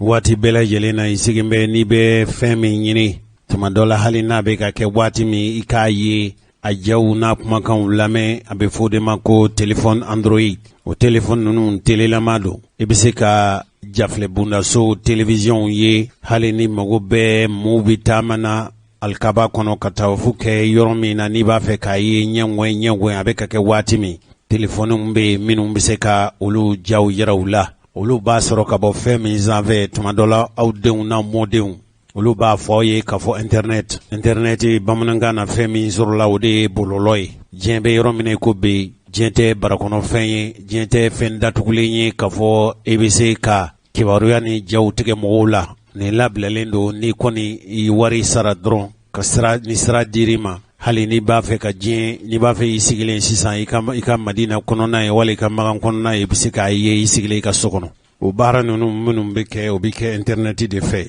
nka cɛkɔrɔba ni musokɔrɔbaw jigilatigɛ min b'a ko la tuma dɔ la fɛnw bɛ jira i la fɛn minnu lamɔ tɛ sɔn a ma diinɛ tɛ sɔn a ma danbe tɛ sɔn a ma an bɛ don min na i ko bi kibaruya ni a yeta n'a fɔta juru tigɛlen don a kana juru tɛ maa si bolo bɛɛ bɛ se ka hali denmisɛnnin fitinin tuma dɔ la u bɛ i ɲininka de yan'u ka d'i ma yala i si bɛ hakɛ joli la n'a bɔr'o la kaban tuma jamanaw bɛ jamana la olu kɔni ma sira di fiyewu o ye diinɛ kɛn bɛ ka jamana minnu fanga sɔrɔ jamana minnu kɔnɔ tuma dɔ la olu tɛ sira labila nka mali ye jamana min a kɛlen don ka sira labila maa o maa e mago bɛɛ diɲɛ yɛrɛ kibaruya sugu o sugu la a ɲuman fara a juguman kan i bɛ se k'a ye i sigilen i ka so kɔnɔ maa si ɲɛ t'i la maa si tulo t'i la ninnu ye fɛn minnu a kɛlen don ka denmisɛnw jogo tiɲɛ bi kosɛbɛ o yala ɲɛci jumɛn bɛ nin baara ninnu na minnu bɛ yen n'olu y'a baarakɛbaw ye u tun ye kunnafonilaselaw wele Ablaye Kanta tun b'a kɛnɛ kan yala kunnafonilaselaw wele kun ye u fɛ ni hakilina jumɛn ye olu b'a fɛ jɛ ka baara ka kan ka kɛ cogo jumɛn yala nin fɛn minnu bɛ yen n'o ye duniya kibaruya ye k'a da lɛfɛ kɔnɔ k'a da kɛnɛma nin cogo in na tiɲɛni ni nafa minnu bɛ sɔrɔ a la Ablaye Kanta ale tun bɛ kunnafonilasebaaw fɛ minnu welela kɛnɛ kan seereya minnu sɔrɔla kɛnɛ kan nin ko in labɛn ɲɛmɔgɔyaso b'u mɔgɔw fɛ ɲɛfɔli minnu sɔrɔla o ɲɛfɔliw filɛ ka sanga diɲɛ kunnafoni sɔrɔ sira kura kan min n'an ka mako internet a bɛ mako min ɲɛ an ye ani kɔlɔlɔ min bɛ a la o barosigi kɛra an fɛ Bamakɔ yan kunnafoni di jakura olu ma ɲɛmaw fɛ a kɛra cakɛ bonda min n'an ka mako AMRTP a kɛra olu jabala la an dala se kɔnɔ seereya minnu sɔrɔla ye olu filɛ nin ne tɔgɔ Abdul Kader Ki ne ye direction nationale de l'économie numérique directeur ye forum pour la gouvernance de l'internet fana secrétaire général ye n ye bi sɔgɔmada in na ɲɔgɔn ye an ka laadala ɲɔgɔn ye dɔ de ye laadala ɲɔgɔn ye min siɲɛ filanan don parce que salon na sin ka siɲɛ fɔlɔ kɛra salon an ma se ka a siɲɛ filanan kɛ gɛlɛyaw caman donna senkɔrɔ nka o n'a to an y'an jija ɲinan ka se ka siɲɛ filanan ye k'a sigi sen kan donc ɲɔgɔn ye min don an bɛ ɲɔgɔn ye ka baro kɛ gɛlɛya minnu bɛ internet ko la Mali kɔnɔ ka a fɔ an ɲɛna Mali dɔrɔn tɛ jɛkulu in ye diɲɛ seleke 4 bɛɛ lajɛlen ka jɛkulu de ye forum pour la gouvernance de l'internet c'est mondial a sigira sen kan yɛrɛ nin y'a san 16 ɲɔgɔn ye 2005 Tunisie donc depuis kɛra diɲɛ seleke 4 mɔgɔw bɛ fara ɲɔgɔn kan ka to ka lajɛ in kɛ wa jamana bɛɛ fana bi ka tɔn sigi ka a ɲɔgɔn ye lawaleya an y'an ka tɔn sigi salon na sini ka a ɲɔgɔn ye fɔlɔ kɛ nin y'a ɲɔgɔn ye filanan ye n'an ye ɲɔgɔn ye an bɛ kuma fɛn minnu kan o de an bɛ internet utiliser cogo di an b'an mago don a la cogo di gɛlɛya minnu b'a kɔnɔ ani juguya minnu b'a kɔnɔ ani mɔgɔ jugu minnu bɛ a ɲini ka a baara k'a kɛ u sago ye ka ko wɛrɛw laɲini a kɔnɔ min ma dabɔ ɲuman kɛli kama donc an bɛ hakili jagabɔ kɛ o n'a a ɲɔgɔnnaw kan k'a essayer k'a lajɛ an bɛ solution minnu sɔrɔ olu la o da ɲɔgɔn tulo kan k'a essayer k'olu lawaleya kɔlɔlɔ mɔgɔ tɛ se k'a fɔ ka ban yarɔ n'i ye muru san k'i bɛ tobili kɛ n'a ye n'i ye tobili kɛ n'a ye o ɲɛna kɔni mais n'i y'a kɛ ka adamaden kan tigɛ a b'o bɛɛ ɲɛnabɔ donc internet ko fana o cogo kelen in de la aw yɛrɛ ɲɛ b'a la jamana ɲagaminen don kɔrɔnfɛla tɛ sɔn yan yɛrɛ tɛ sɔn wa don o don n'i taara bɔlɔlɔ sanfɛ internet sanfɛ tuma bɛɛ i bɛ ko kura dɔ de ye jajuguw bɛ yen kumajuguw bɛ ka kɛ ka denmisɛnninw su ka kɛ kojuguw kan ka u dege kojuguw la n'a ɲɔgɔnna camanw denmisɛnninw yɛrɛ tɛ bɔ kɛnɛma sisan mais i bɛ taa sɔrɔ jogo jugu bɛɛ lajɛlen b'u la k'u to so kɔnɔ u b'a ye bɔlɔlɔ sanfɛ ka sɔrɔ u ma bɔ ni mɔgɔ bɛ se k'a fɔ ko kɔlɔlɔ bɛ internet ko la donc ne yɛrɛ hakili la mɔgɔ caman b'a a dɔn bi i mana taa Facebook sanfɛ WhatsApp sanfɛ i bɛ fɛn sugu bɛɛ lajɛlen min tɛ silamɛya fɛnw a ko ka gɛlɛn kosɛbɛ a bɛ fɔ min fana ma ko crime organisé extrémisme violent ani hackers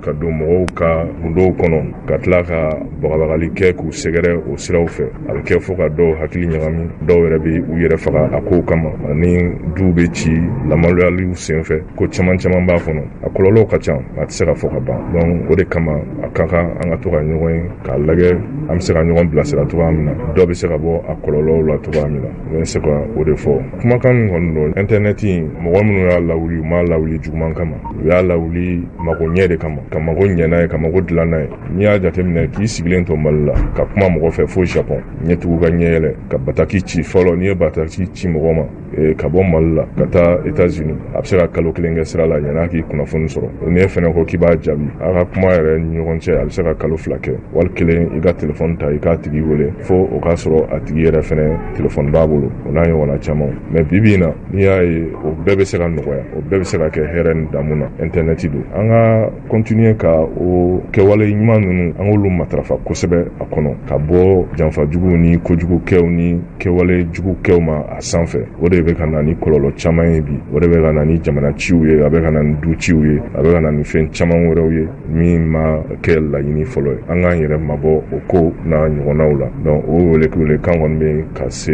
bɛɛ lajɛlen ma bɛɛ k'i janto internet bɛ ɲuman kɛ cogo min a bɛ tiɲɛni kɛ o cogoya kelen yɛrɛ la bɛɛ k'i kɔlɔsi bɛɛ k'i hakili to i yɛrɛ la wa bɛɛ ka taa ɲini ka faamuyali kɛ walasa i bɛ se ka internet k'a lawaleya cogoya min na k'i ka nafa bɔ a kɔnɔ i bɛ wari sɔrɔ a la i bɛ baara yɛrɛ ka kan i bɛ fɛn caman k'a la an ka tiɲɛni dabila n'a ye o de ye ne ka welewele kan ye k'a lase bɛɛ lajɛlen ma.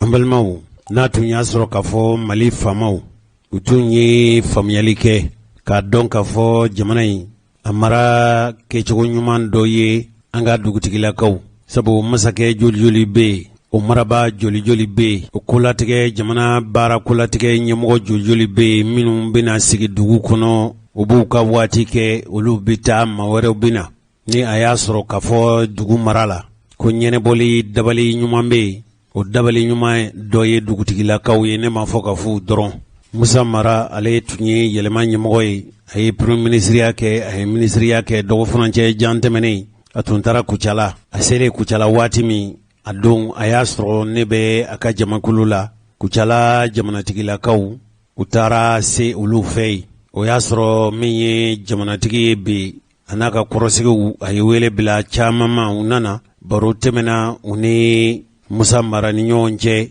Ne kɔni ka hakili la min nafa ka bon kosɛbɛ. Dugutigilakaw ye fɛn min fɔ Musa Mara ye dantigɛli la o dantigɛlikanw filɛ. Tɔgɔ la coordination tɔgɔ la. Naamu. Notabilité tɔgɔ la. Naamu. An b'a remercier. Naamu. Ko anw ka coordination. Naamu. Nin bɛɛ tɛ Mali ko dɔ ye. Organisation bɛ yen, dɛmɛw bɛ yen bi. Mais aw bɛ mun mɛn bulon in kɔnɔ. Naamu. A ka salle kɔnɔ a ka t'o mɛn. Naamu. I y'a mɛn? Naamu. Lakika de bɛ fɔ yan. Kosɛbɛ. Musa Mara ye kuma dɔ fɔ. Tɔgɔ la coordination tɔgɔ la. Naamu. Notabilité tɔgɔ la. Naamu. An b'a remercier. Naamu. Ko anw ka coordination. Naamu. Nin bɛɛ tɛ Mali ko dɔ ye. Organisation bɛ yen, dɛmɛw bɛ yen bi. Naamu. Minnu ka kan ka se fɛn ma pour que ka dugumɔgɔw kala ɲɔgɔn na. Ale tun bɛ se ka sigi k'a ka nakun fɔ. Ali. A bɛ taga. Kosɛbɛ. Mais le fait qu'ale y'o sira yira anw na déjà. A ye mɔgɔ ci ma fana n bɛ aw dɛmɛ k'a don a fɛn kɔnɔna na. I y'a mɛn? Naamu. O ye ne ka nisɔndiya ye. Ali. Ne ka nisɔndiya ye. U y'a yira fana k'a fɔ anw bɛ baara mun kɛ. Naamu. Makɔ. Naamu. Ɲare. Naamu. Colonel ou général. Naamu. A nana yan. Naamu. A ko ala la kucalakaw. Naamu. Vous êtes des donneurs de leçons. Anw minnu bɛ Bamakɔ. Ɲare. Aw ka jamanatigi la organiser mɛ cogo min na. An ma deli ka ɲɔgɔn ye Mali si la. Ali. Ɲare y'a fɔ yan. A y'a fɔ. Sikaso. Jamanatigilakaw. Bulon 2 de bɛ Sikaso. Kosɛbɛ. O bulon 2. Naamu. Kɛlɛba de tun b'u ni ɲɔgɔn cɛ. Anw de y'o bulon 2 wele yan. Ali. Tarawelelakaw ni kɛlɛtigilakaw. An Bertelakaw. U ka kɛlɛ ban. Ali. K'u bolo di ɲɔgɔn ma. A don ne yɛrɛ Bertelakaw, kɛlɛlakaw, ne ma mɔgɔ wɛrɛ fara an yɛrɛ kan, ne yɛrɛ kelen, an 3 y'an bolo don suma minɛn kelen kɔnɔ.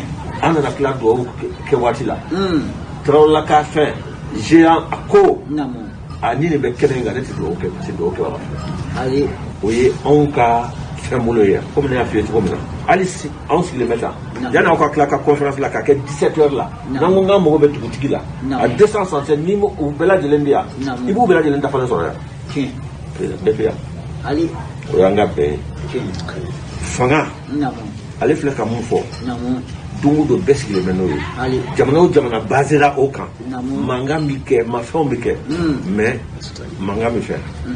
Sinsin. An ɲinɛna an sinsin kɔ. Walayi. An ɲinɛna an sinsin kɔ. I bɛ kuma caman mɛn Bamakɔ. Radio Libre la mɔgɔw ma. O ka dɔgɔ Kucala dɛ. Ayi. O ka dɔgɔ dɛ. Ayi. Ka radio ta, radio la k'i da sago bɔ mɔgɔw ma. O ma nɔgɔ. O ma nɔgɔ dɛ. O ma nɔgɔ dɛ. Fɔlɔ n'a kun fɔra ko jamanatigi ko karisa ka na. I ka bɔ yan ka taa Sikaso sen na. Ou bien Segu sen na.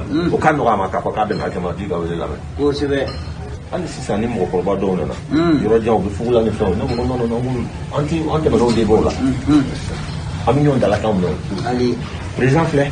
Kɛnɛ o kɛnɛ na a bɛ fɛn na. Fɛn o fɛn bɛ kɛ, les gens tiennent à ce que arrêt en personne k'a yɛrɛ ka kɛ kɛnɛ kan. Parce que a bɛ fɛn o fɛn fɔ a bɛ tiɲɛ de fɔ. Tiɲɛ. Bulon in kɔnɔ tɛna foyi mɛn ni tiɲɛ tɛ. Ayi. Ni dilanli tɛ. Kosɛbɛ. K'a yira mara la dugutigiw ni fɛnw tɔgɔ la vraiment ne b'a remercier. A ye hakili, a ye anw yɛrɛ ka hakili da kɛnɛ kan. Don ko don na ni dugutigiw bɛ ɲɔgɔn ye la. Dugutigiw yɛrɛ bɛ n'an ɲininka. Président yɛrɛ filɛ. Anw yɛrɛ dugutigi an sɛgɛnna. Mun di anw ma. Anw yɔrɔ ye mun ye. Ali. Ɔ n'a dun tiɲɛna. Ni politiki y'a tiɲɛ cogo cogo. A bɛ dilan bulon kɔnɔ. Anw de b'a dilan bulon kɔnɔ. Anw de bɛ ɲɔgɔn dɔn. Anw de bɛ ɲɔgɔn lasigi dɔn.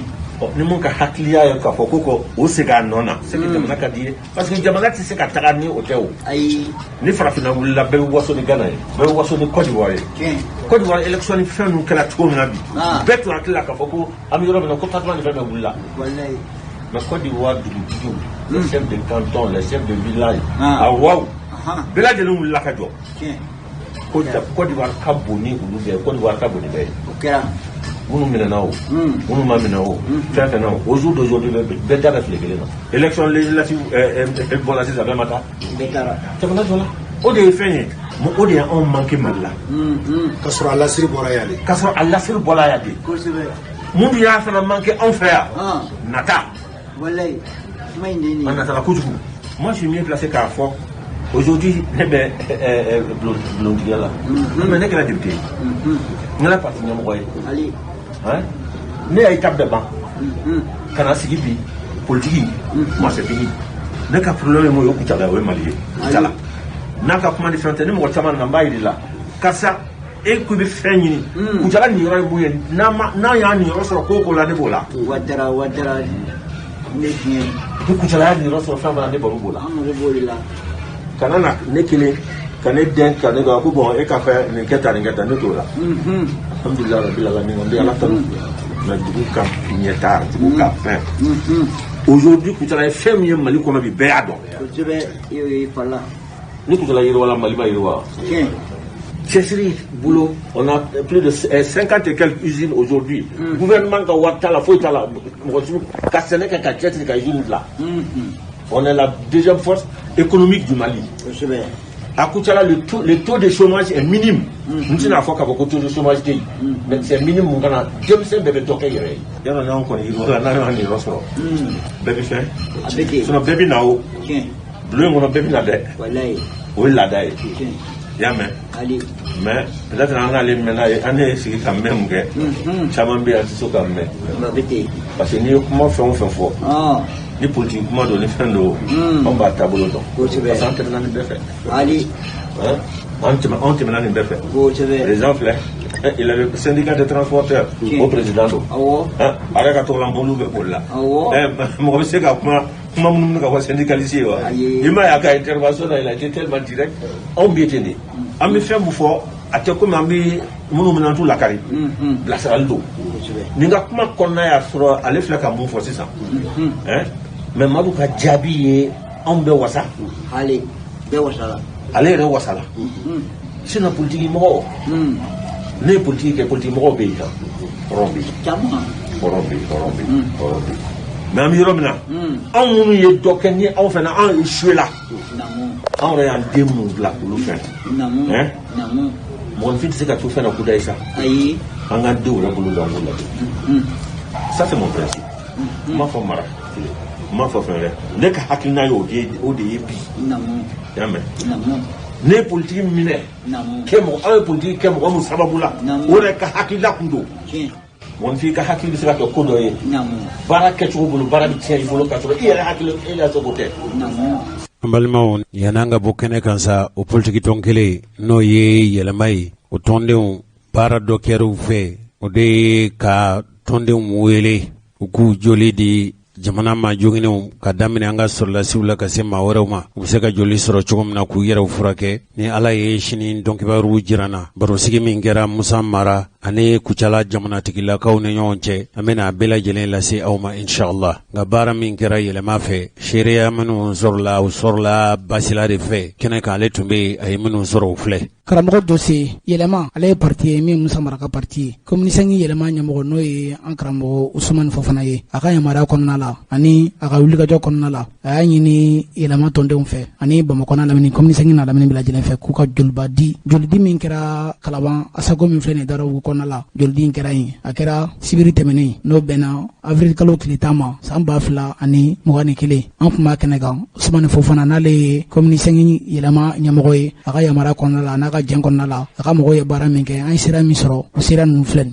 ne tɔgɔ Ibrahima ne jamu ye Gindo ne ye Kalabankura yɛlɛma président ye yɛlɛma bɛ Asako la bi Kalaban aw na kɛ mun ye bon bi sɔgɔmada in na an nana walasa ka joli di minnu mɔgɔ b'a la ma voilà banque de sang mɔgɔw de bɛ yan voilà an y'a kanu an ka parti tɔgɔ la ka joli di pour que ka jamanadenw ka kɛnɛya sabati ni an ka cɛdenw fana mɔgɔ bɛ joli la n'u bɛ front na parce que bi olu ni musow lakaw de caman mɔgɔ bɛ joli la donc an y'a kanu bi ka nin contribution in kɛ walasa ka fara Mali ka santé kan yɛlɛma ye tɔn ye tɔn min n'a dɔnnen bɛ ni baaraɲuman kɛli ye hali ni campagne waati tɛ nka joli di kɔni ni y'aw siɲɛ fɔlɔ ye a baara la walima a b'a kɛ ka kɔrɔ bon parti kɔni b'a kɛ ka kɔrɔ parce que kalo yɛrɛ a bɛ kɛ an ka parti siège b'a la mais Kalabankura yan nɔ bi ni y'a siɲɛ fɔlɔ ye mandala n'a bɛ k'a laban fana de n kɔni y'a siɲɛ fɔlɔ ye. Yala mɔgɔw sera ka na joli di la wa? Mɔgɔ caman nana mais joli di critère condition caman b'a la bon dɔw bɛ yen ils sont pas éligibles donc o y'a to jama caman ma se ka joli di voilà maintenant poche hakɛ min kɔni dira komi a ma kuncɛ fɔlɔ donc n tɛ se k'a fɔ poche hakɛ min dira fɔlɔ mais ni a kuncɛra an bɛ dɔgɔtɔrɔ ɲininka voilà. Yala baara wɛrɛ bolodalen don aw bolo parti yɛlɛma ɲinan san kɔnɔna la wa? Awɔ baara caman bolodalen don an fɛ baara caman bolodalen don an fɛ ni nin bɔra la an bɛ fɛ ka taa kalanso fana na k'an jɔyɔrɔ fana fa yen nɔ cours ni ani concours d'excellence parce que bi il faut être excellent au lieu d'être passable ou bien assez bien voilà an bɛ fɛ ka concours d'excellence organiser école ni ɲɔgɔn cɛ donc o ye école ta sira écoledenw ta sira maintenant activité wɛrɛw b'an bolo fana sunkalo fana kɔnɔna na o fana hinɛ kalo ye ni ala sɔnna ma an prêlen don ka sunakari dɔ organiser voilà i n'a fɔ san o san an b'a kɛ cogoya min na mais ɲinan ta a bɛna sɔn ka kɛ 2 ye fo 3 ye parce que Kalaban b'a ta kɛ commune fana b'a ta kɛ voilà maintenant n'o fana bɔra farikolo ɲɛnajɛ fana bɛ yen o fana ye sifinw ta fanfɛla ye an labɛnnen don kupu dɔ organiser la arts martiaux mɔgɔw fana an ye première édition kɛ deuxième édition an bɛ k'o de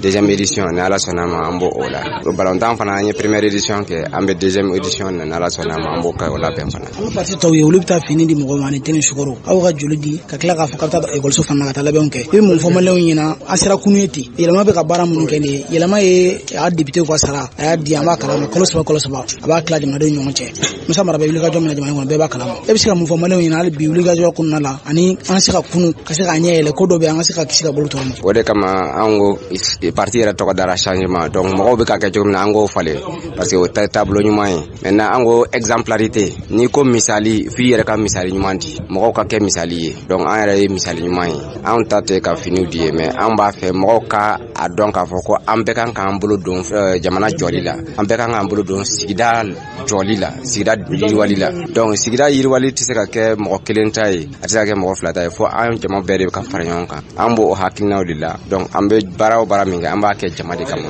l'exemplarité on veut que vraiment les gens soient les bels exemples et nous montrons les premiers bels exemples donc an b'o sira de kan. Bon ne tɔgɔ ye Kalilu Ɲamele ne ye conseil communal ye commune 5 na parti yɛlɛma tɔgɔ la Kalabankura an ye vice président ye alhamdulillah. An bɛ joli di kɛnɛ kan ayiwa aw ye wasadenw ye ayiwa jamana kɔnɔna la aw sigiyɔrɔ aw jɔyɔrɔ ka bon e bɛ se ka mun fɔ maliyɛnw ɲɛna nin baara ɲuman ninnu kɛli la ni aw bɛ ka min boloda nin waati na. Bon Basila an b'i fo ka radio fo aw ka déplacement na ka s'anw ma yan nɔ k'a yira k'a fɔ Alamaden ni kisi jelidi ye ni kisi de bon parti yɛlɛma anw fɛ yan anw ko kuma o kuma ka fɛn kɛ mɔgɔw hakili bɛ jigin min na o de la anw y'a laɲini ka se ka don dɔ labɛn ka jeli di Alamadenw ma pour que minnu mago b'a la u bɛ se k'a sɔrɔ cogo min na parce que n'i ye jeli kelen di i ye nin kelen kisi quoi bon Alamadenya la politique ko bɛɛ se ka kɛ ni campagne waati sera an ka wuli politique ko kuma dɔw la Alamadenya de don Alamadenya baaraw de don baaraw kan ka k'a kɔnɔ fana minnu bɛ mɔgɔninfinw la nisɔndiya ka mɔgɔninfinw bilasira politique a ne mo kalan de don quoi i b'a sɔrɔ dɔ b'a kɔnɔ o t'a ɲɛdɔn n'a y'a ye dɔ la o fana bɛ se k'u dege anw bɛ ninnu kɛ k'a yira parti politique wɛrɛw la u fana k'a ladege k'a dɔn k'a fɔ nin bɛɛ bɛ politique fana kɔnɔ quoi o de kama ne bɛ bɛɛ lajɛlen la su ka bɛɛ ɲini jeli di maliyɛn bɛɛ k'a jeli di maliyɛn ma miliyɔn 20 ye n'o bɛɛ jeli di jeli ɲuman o fana bɛ ma miliyɔn 20 furakɛ o la a bɛ kɛ fo jamana wɛrɛw mɔgɔ bɛ se ka s'anw ma jeli di la o de kɔni ye jeli di n bɛ min foli min ko la o y'o ye quoi. Parti tɔw bɛ ka malo ni sukaro ni fɛnw ni t-shirt di mɔgɔw ma yɛlɛma bɛ ka joli di i yɛrɛ ko joli di n'i ye joli kelen di a bɛ n'a fɔ i ye nin kelen kisi yɛlɛma bɛ ka nin joli kisi nin waati na sisan. Bon bi an bɛ don min na i ko bi ni bureau national y'a ta kɛ kalo tɛmɛnen na dɔrɔn 8 mars la musow ye jelidiw kɛ bon ni nin ye Kalabankura président Ibrahima Gino n'a ka safu de ka ko labɛnnen k'a fɔ ko mɔgɔw ka na ka Kalabankaw wele u ka n'u jeli di pour que ka nin kisi parti yɛlɛma y'a ye k'a dɔn k'a fɔ parce que an bɛɛ maliyɛn de ye dɔ kɛra ɲɔ ni malo ninnu a bɛ di mɔgɔ ma mais n'i ye kɛnɛya fana di mɔgɔ ma o ye belebeleba ye parce que an b'a ye bange sanw na n'an ka mɔgɔw banna jeliko ye problème ye bon n'i ye mɔgɔw sɔrɔ ka se ka mɔgɔw sensibiliser u ka n'u jeli fana di o fana ye dɛmɛ belebeleba ye anw ka laɲini na o de ye anw bila kun ye k'a fɔ pour que mɔgɔw ka wele bila Kalaban bɛɛ ma bi bɛɛ kana jeli di pour que ka niw kisi quoi. Tɔgɔ Sega Konate. I bɛ baara kɛ min? ne bɛ Bangdesan na Bamakɔ. An filɛ nin ye Kalaban sisan, an filɛ nin ye Asako la, yɛlɛma n'o ye parti yɛlɛma a bɛ ka joli dɔ kɛ, mun faamu nin ko in na? Bon ne bolo nin ko ɲuman de parce que banabaatɔw mago bɛ joli la, donc n'olu ye nin ŋaniya ta donc u bɛ banabaatɔw dɛmɛ kosɛbɛ Bamakɔ. Yala jolidi nafa jumɛn b'a la sigida la? A ka ɲi sigida la parce que mɔgɔ caman bɛ yen u mago bɛ joli la, ka groupe tɛ sɔrɔ hali n'u somɔgɔw b'a di donc n'olu ka groupe n'a ma sɔrɔ olu la, nin ma sɔrɔ Bangdesan na u bɛ sɛgɛn kosɛbɛ, donc ni association sugu ninnu ou bien ni parti ninnu donc olu ka nin ŋaniya ninnu na olu b'an dɛmɛ ka banabaatɔw dɛmɛ u ka joliko la. Yala parti yɛlɛma ye nin baara min kɛ nin ye, i bɛ se ka wele bila parti tɔw ma cogoya min na ani tɔw minnu bɛ yen n'u tɛ nin ko in kalama, parti yɛlɛma fɛ ka nin baara min kɛ nin i bɛ se ka tɔw la su ka kɛ baara min. O appel nin o ye ka maliyɛn bɛɛ wele jɛkuluw fɛ, a kɛra jɛkulu o jɛkulu ye, i bɛ ŋaniya kɛ ka mɔgɔw kunnafoni an ka jolidi organiser n'u tɛ se ka taa Bangdesan na u ka ɲɛmɔgɔ bɛ se ka taa Bangdesan na ko n bɛ fɛ ka nin organiser ka nin donc Bangdesan kɔmi mɔgɔw bɛ yen o de kama donc an bɛ se ka na bi an bɛ Kalaban o cadre de kɔnɔ. Donc i ka wele ka laban? An ka welekan ye min ye dɔrɔn joliko a ka gɛlɛn tuma dɔ la Bamakɔ, banabaatɔ dɔw bɛ yen u bɛ na opérer joliko dɛsɛ bɛ yen donc ni mɔgɔw caman wulila Bamakɔ ka kɛ volontaire ye k'a di Ala kama o de bɛ ka ɲi banabaatɔ ma kosɛbɛ parce que olu ka kɛnɛya kɔlɔsilen don. Ne tɔgɔ Awa Jara. Awa Jara, an filɛ nin ye aw ka Asako kɔnɔna la, parti yɛlɛma nana joli dɔ kɛ aw ka Asako kɔnɔna la, a ye bila yɔrɔ jumɛn na? A diyara an ye kojugu, u y'an wele fana ka na mun na, ka na jelidi la, ka na an bɛ o bɛ kɛ jɔn na banabaatɔw, banabaatɔ n'i ye ni kelen kisi a kelen b'i ye jahanama kisi parce que mun na bɛɛ mago bɛ jeli la, jiginyɔrɔ o, rɛntɔ o, opération o, e yɛrɛ kɔni a mago tɛ ban. Donc an bɛ peuple deli maa ma si bɛ se san 18 na n'u bɛ se ka jelidi kɛ ka wuli ka na an ka jelidi kɛ n'u y'a dɔn an bɛ se ka t'u nɔfɛ u bɛ se ka taa communicateur fɛ yen ka taa u ka fɛngɛ dossier don an bɛ wuli ka taa fɔ a ka yɔrɔ la ni heure min ka d'aw ye an bɛ taa di o la an kɔni bɛ Ala deli ni kana k'a fɔlɔ ye an bɛ Ala deli nin ka k'a ye kudaye fo ka diɲɛ ban ni bonya yɛrɛ ka bon tɛ nin sɔgɔli fɔlɔ hali ka dɔw ma an bɛ Ala deli o la n'a kɔrɔfɔ laban ne b'a ɲini bɛɛ fɛ cɛ muso bɛɛ k'a lajɛ ka na jelidi la i y'a mɛn a ka ɲi hali ka da baraji bala o y'a belebele yɛrɛ fɔlɔ. Ne tɔgɔ Aïssata Kani, ne ye yɛlɛma militante Kalabankura, ne y'u ka trésorière ye. Yala jama bɔra ka k'i sago ye? Jama bɔra a ka kusa alhamdulillah. Ne b'a fɔ Kalabankaw ni quartier tɔw ɲɛna u ka yɛlɛma ye nin min kɛ tɔw fana ka kɛ comme an tɔw parce que mɔgɔ baden de bɛ yen minnu mago bɛ joli la, donc n'i yɛrɛ sera n'i y'a dɔn ko ne ye joli di ka mɔgɔw sauver o bɛ basigi di yɛrɛ ma c'est à dire n ka diɲɛlatigɛ la n ye dɔ sauver donc o b'an dɛmɛ k'an ka diɲɛlatigɛ kɛ lafiya la ne b'o de. Yala yɛlɛma ka hakilina ye nin dɔrɔn de ye walima baara wɛrɛw bɛ aw bolo? Hakilina baden bɛ yɛlɛma bolo, fɛn fɛn bɛ yen k'o bɛ dɛmɛ sira kan o bɛ ɲɛtaga sira yɛlɛma b'o bɛɛ kɛ. I bɛ mun fɔ an balimamusow ɲɛna komi ni élection sera tɛ ni sukaro ni t-shirt bɛ d'olu le ma, jamana in mɛnna o sira fɛ, e bɛ se ka mun fɔ an balimamusow ɲɛna n'an balakaw ɲɛna yɛlɛma ka kunkilenna kan? Ne b'a fɔ n balimamusow ɲɛna u ka ɲina tɛ ni t-shirt ninnu kɔ parce que o ti jamana ta ɲɛ, o ye wagati kunkurunin dɔrɔn de, a bɛ d'u ma wagati min na a b'o o wagati dɔrɔn de ɲɛ u ɲɛna, u ka wuli u ka baara kɛ u ka mɔgɔ ladiriw ta minnu bɛ se k'u ka jamana ta ɲɛ k'a musow yɛrɛ dɛmɛ n'an ka denmisɛnninw ka ɲɛtaga ne b'o de f'u ɲɛna. An baden cɛ ni muso, maakɔrɔba ni denmisɛn, aw ni cɛ aw ka tulomajɔ la hakɛto bɛ nin kan saliyala Mahamadu.